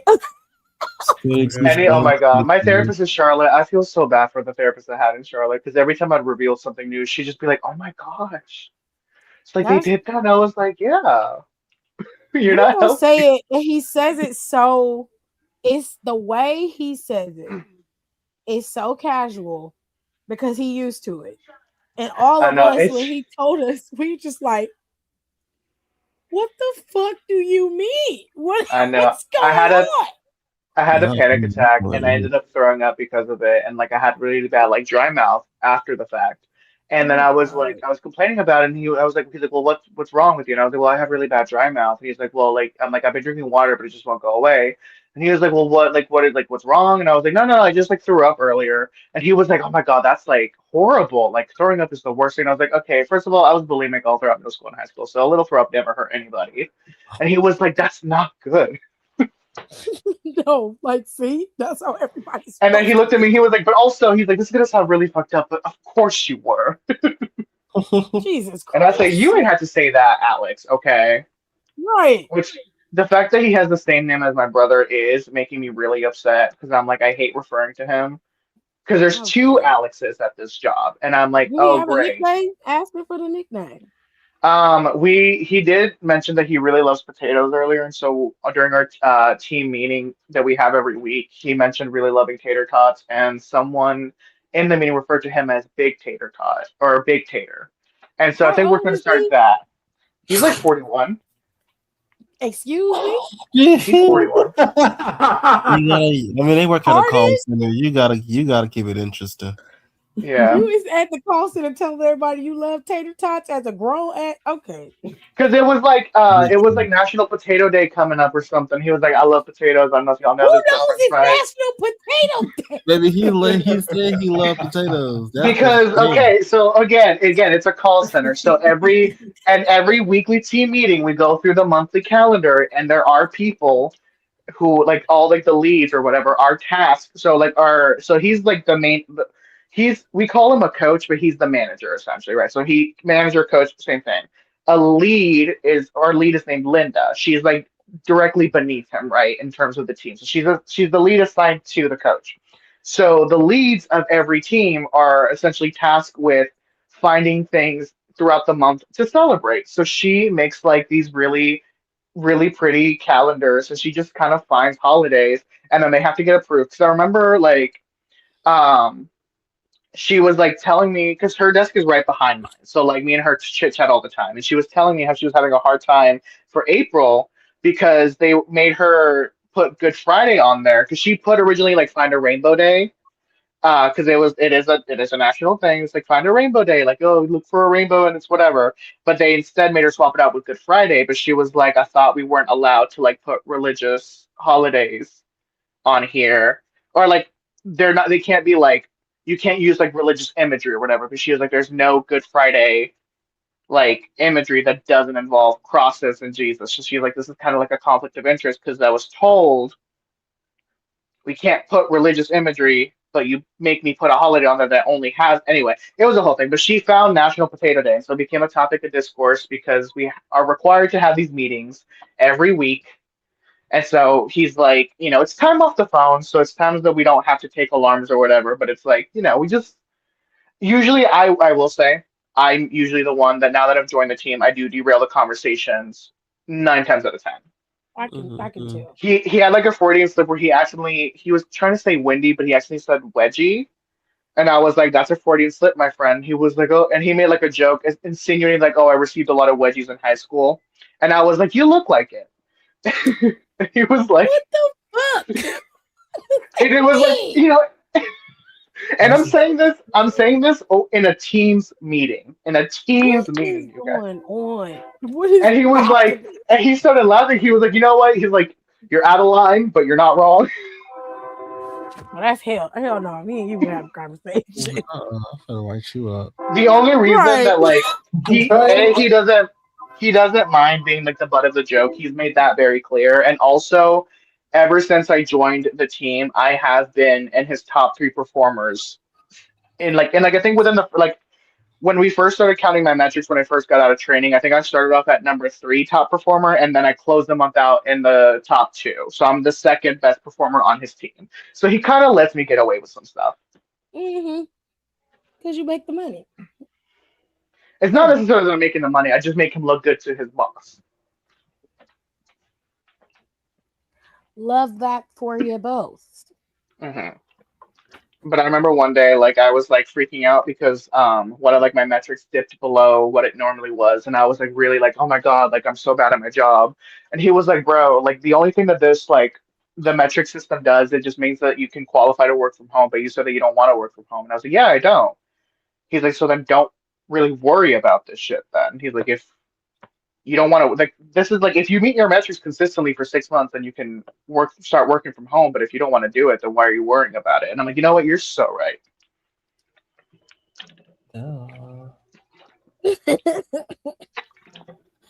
Don't you beating yourself up at work?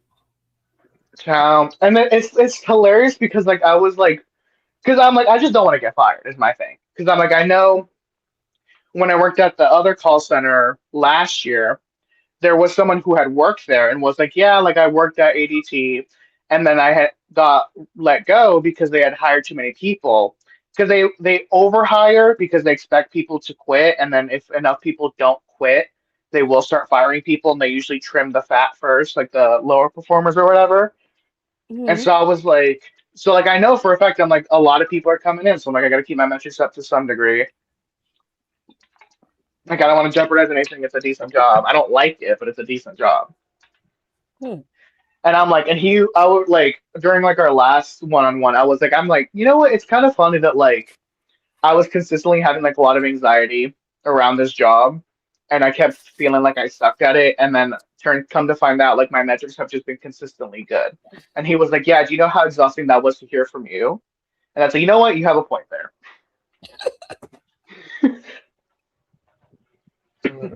That's crazy. All right. I'm going to put the medicine back, babe. This is trash. Okay. Question number 3, because we were doing 6. What? Yeah, medicine, honey. Where was it? On the table over there. Where do you think it was, love?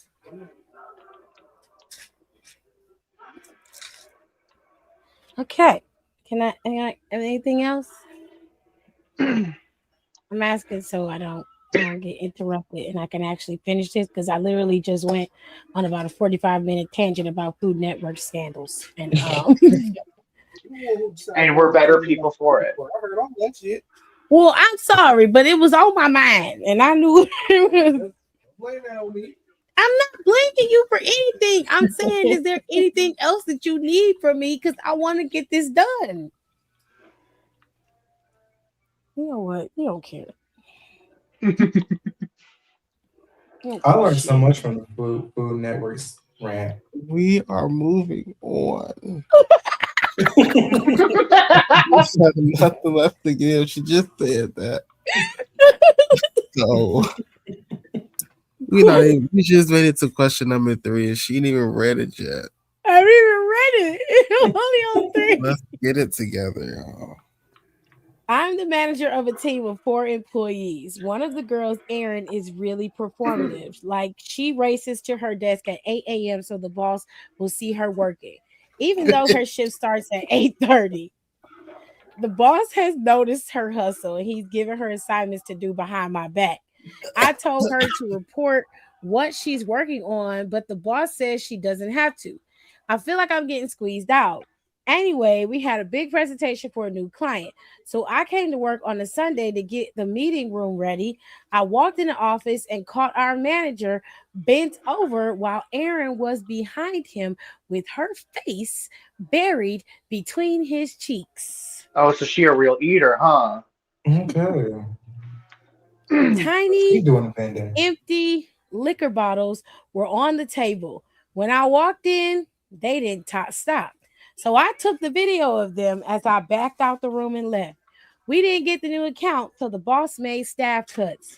He fired Dolores, the hardest worker, and Rocky, the IT guy. He announced Erin was going to be in management and told me I had 2 weeks to train her. I knew I was about to get fired, and I need this job. So I showed my boss my video, and I told him I'm not getting fired, and I want better pay. That video don't mean shit to me. If you can do that better than her, we can discuss your options. If not, prepare to be downsized. Oh God damn. That's, you know what? That's even more embarrassing is that you try to blackmail and he don't care. What the fuck that mean? I don't get my ass ate, so what? First of all, you showed the video to the wrong person. Unless he is like the CEO and the actual owner of the business, like I wouldn't have shown him shit. Like I would have kept that shit to myself. But like you peeped your whole card, my guy. Like you really you low-key kind of fucked yourself. I would have put the video on the internet. He really said, I don't give a fuck. He's trying to fire me. Meanwhile, he gave this lady eating his ass. How is it revenge porn? They got attracted to And her. now I'm eating his ass. A management position. I mean, she was in She there. eats ass for a management position. You must be hard up, baby, because I'm not gonna eat no man's ass. But the way they wash, girl. I mean, she might like it. So Yeah, shit. You like eating shit too? You like putting shit and Little tissue in pearls your on mouth? Start digging in your butt, twin. Think about what I'm saying, because I feel like this. I'm talking about in there. Talk about in it. Oh my god. I don't know what advice. It look like you need to find a new job. That's the advice. No, literally. Start prepping that resume, girly pop. Come on.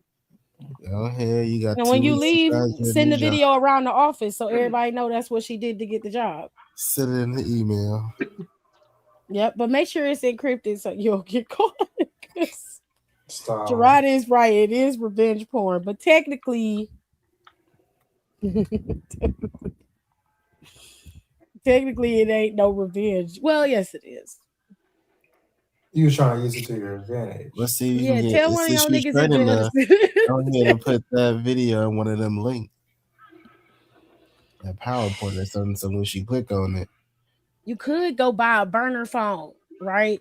And be at like a McDonald's with Wi-Fi or a cafe with Wi-Fi and upload that shit, throw the burner phone away, make sure you have all the other files deleted off your phone. Jesus. What? Fuck y'all. Shit, y'all sit up here quiet. She Like giving I'm a y'all fucking some criminal. knowledge. I'm on your side, okay? No, I agree. No, act like I'm She a giving damn y'all some criminal. good So- tips. She giving y'all some good tips. And the fact that you laid it out like that, like you've done it before, and that's really I've never done that. but that's what you gotta do. But that's what You you do need what to you do. gotta do. Like, I've never had to do that, but I'm just saying if I was to do it, the first thing I would think of, you could go buy like a track phone from like Walmart for like $100 maybe. Sometimes less than that. You don't need it to be great. You just need it to be able to download the video in the quality that it's in. That's it. So get you a little cheap ass track phone. Go to the McDonald's so they trace the IP to that McDonald's. It's a track phone. They don't have it connected to anything else. It's made off of minutes. So they're not going to track you. Put that shit on the phone. You send it wherever you want to send it. Post it wherever you want to post it. Don't post it to no account that's connected to no email that you have or anything. Make sure it is a full dummy account. Get rid of the shit. Delete all the stuff. Move on. Don't even think about it no more.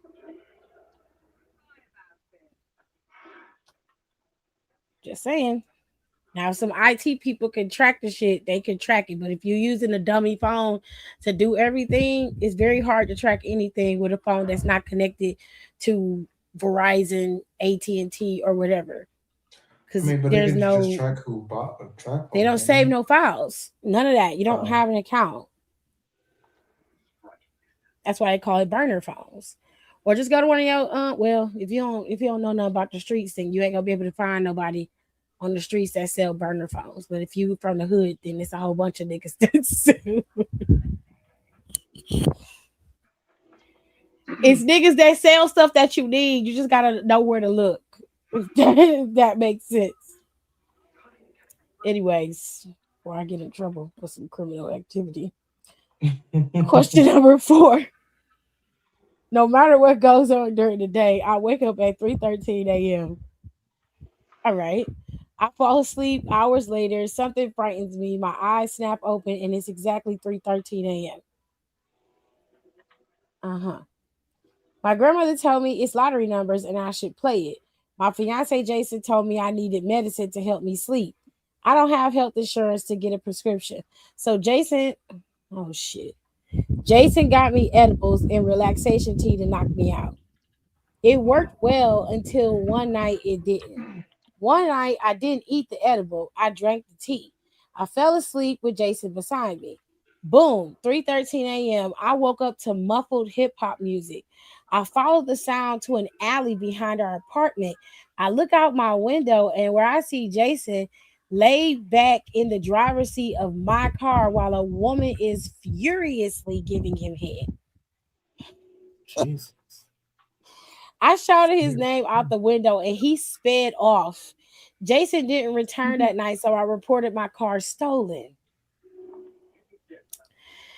The next day, I took an Uber to visit his mom at the halfway house. Jesus.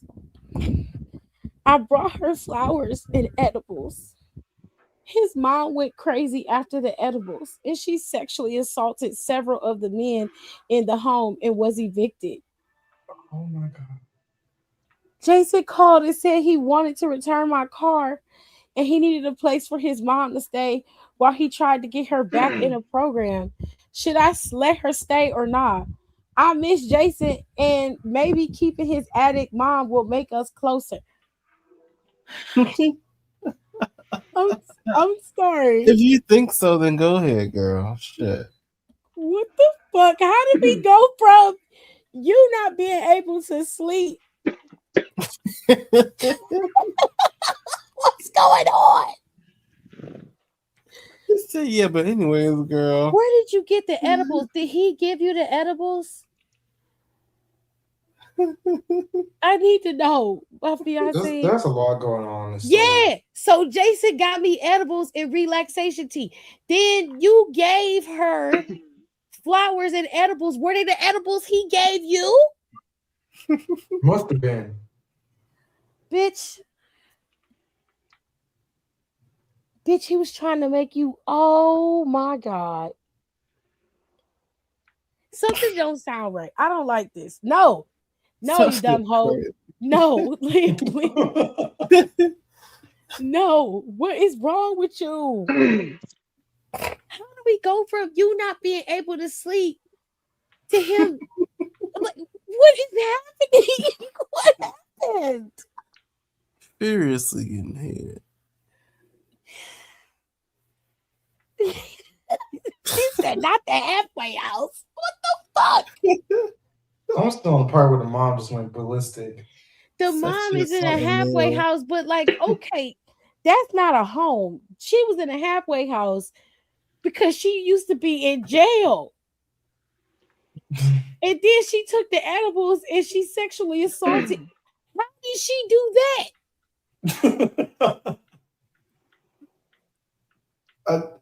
Are the halfway houses co-ed? I thought the halfway houses wasn't co-ed. Like, what am I? Don't people work at halfway houses? Yeah, but she was there. She was a tenant. So like, I thought in the halfway houses you live by yourself. Yeah, but it's like a building, and they have other former inmates in that halfway house. Sometimes it's a house, sometimes it's an apartment, like where they have in the complex where they'll have other apartments that they use to transition the inmates into society, right? Mm-hmm. So I'm trying to understand, like, is it co-ed? Because I always assumed they kept them separate until they went into society on their own. I didn't know that it was co-ed, but like, how does she have access to them? Like, I need answers, and you're not giving enough fucking information. You gave too much. You gave too much because you started off saying you can't sleep at night and you wake up at 3:13. And I'm like, bitch, who cares? Your man is bringing you edibles to fuck with you, and then he's sleeping with other women. He stole your car. Why is he not arrested? The next day, you decided to go visit his mom, which, why? For what? And you brought her flowers and edibles. And after the edibles, she went crazy and sexually assaulted several of the men in the home and was evicted.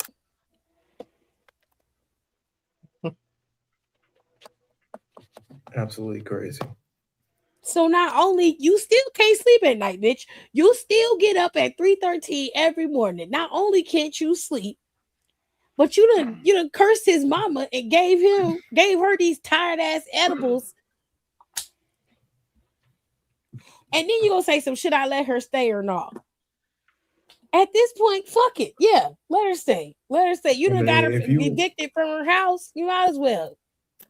Go on. All y'all be fucked up on edibles together. Jesus Christ. I've never been so fucking confused before in my life. That is the stupidest shit. Question number 5. We've been in a relationship for 2 years. She thinks she's my main, but she ain't. I always wanted boundaries. She had her place, and I had mine, and I wanted to keep it like that. 2 months ago, I lost his job, and that's when I decided we should move in together. Oh, that is, I should live with her. She said no, as she should. Fuck you. Some BS about she got her place exactly how she wants it. I think she's seeing other niggas, and I told her, make room for me or I'm out. She said, take care. And she blocked me from everything. What did I miss? What the fuck is she on? No, you got what you wanted. You wasn't the main eater. Like, what? You asked for boundaries? There's a boundary. That was easy. The fuck? Simple. Question number 6. Finally. Goddamn. I met this sister at the gym. I'm not a lesbian. I bet you eat box though. Her body was tea. She's serious about her workout. She's serious about her workouts and she's cool as fuck. She helps me with my workouts and she created a menu for me. I begged my husband to work out with me, but he refused. He would pick me up from the gym, but would never come in. He saw my new friend, parked the car, and came inside to work out. We're a one-car family, and he goes to the gym twice as much as I do. Oh, shit. February 23rd, my husband was in a car accident, and I met him at the hospital. Not a scratch on the car. His face was wrecked. He explained that the airbag exploded in his face when he slammed on the brakes to avoid the accident.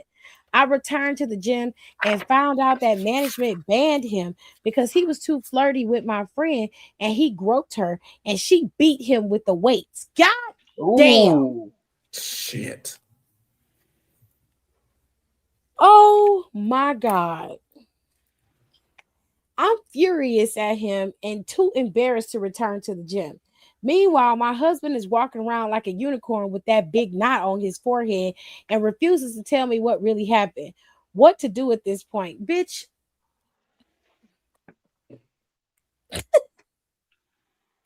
If you asking me, then I don't know. Ma'am, your husband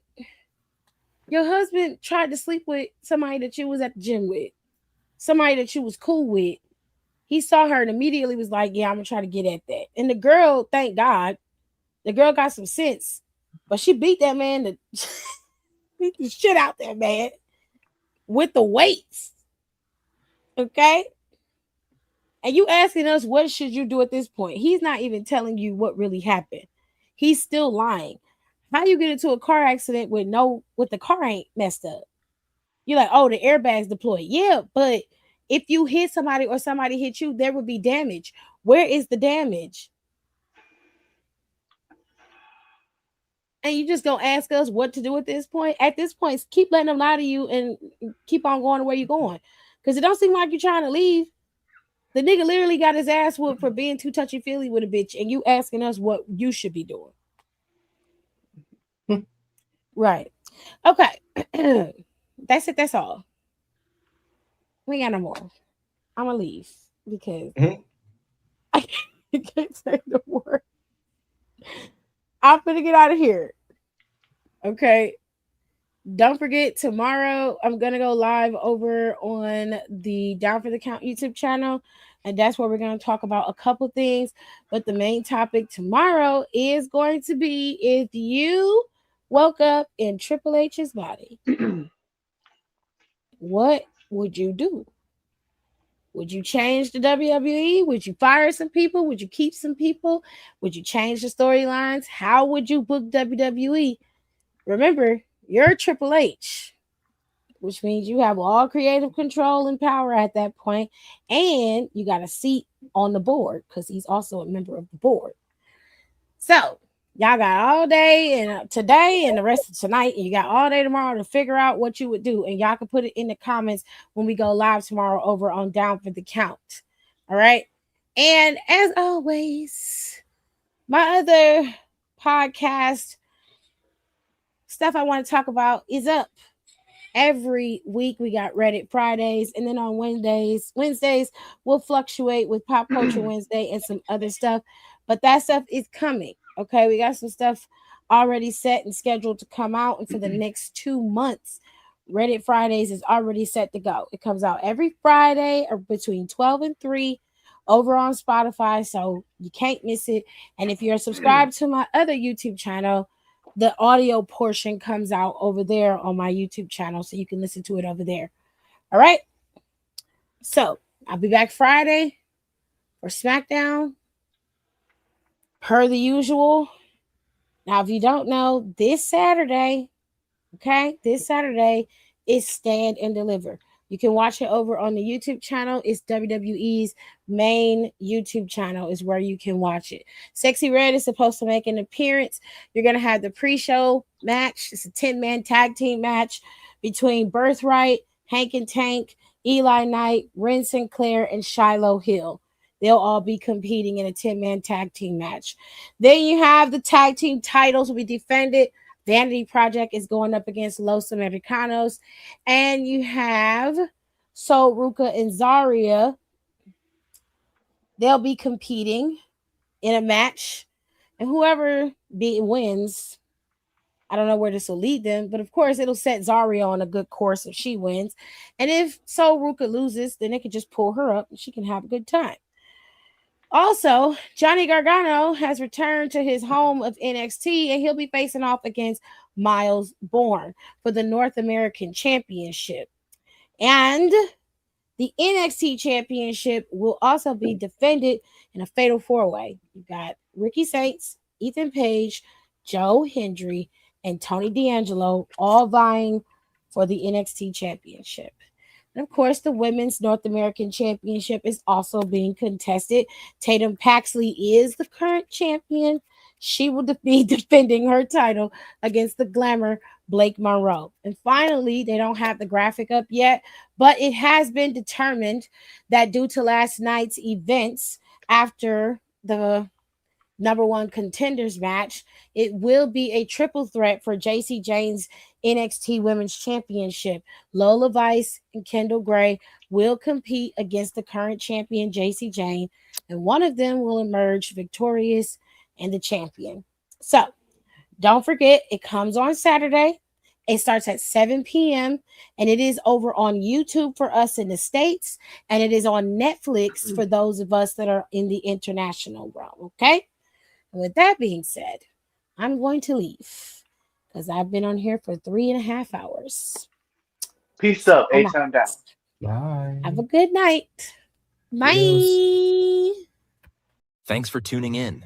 Don't forget to rate, comment, and subscribe for more wrestling content. Check out our merch and consider becoming a member for exclusive perks, special emojis, and members-only content.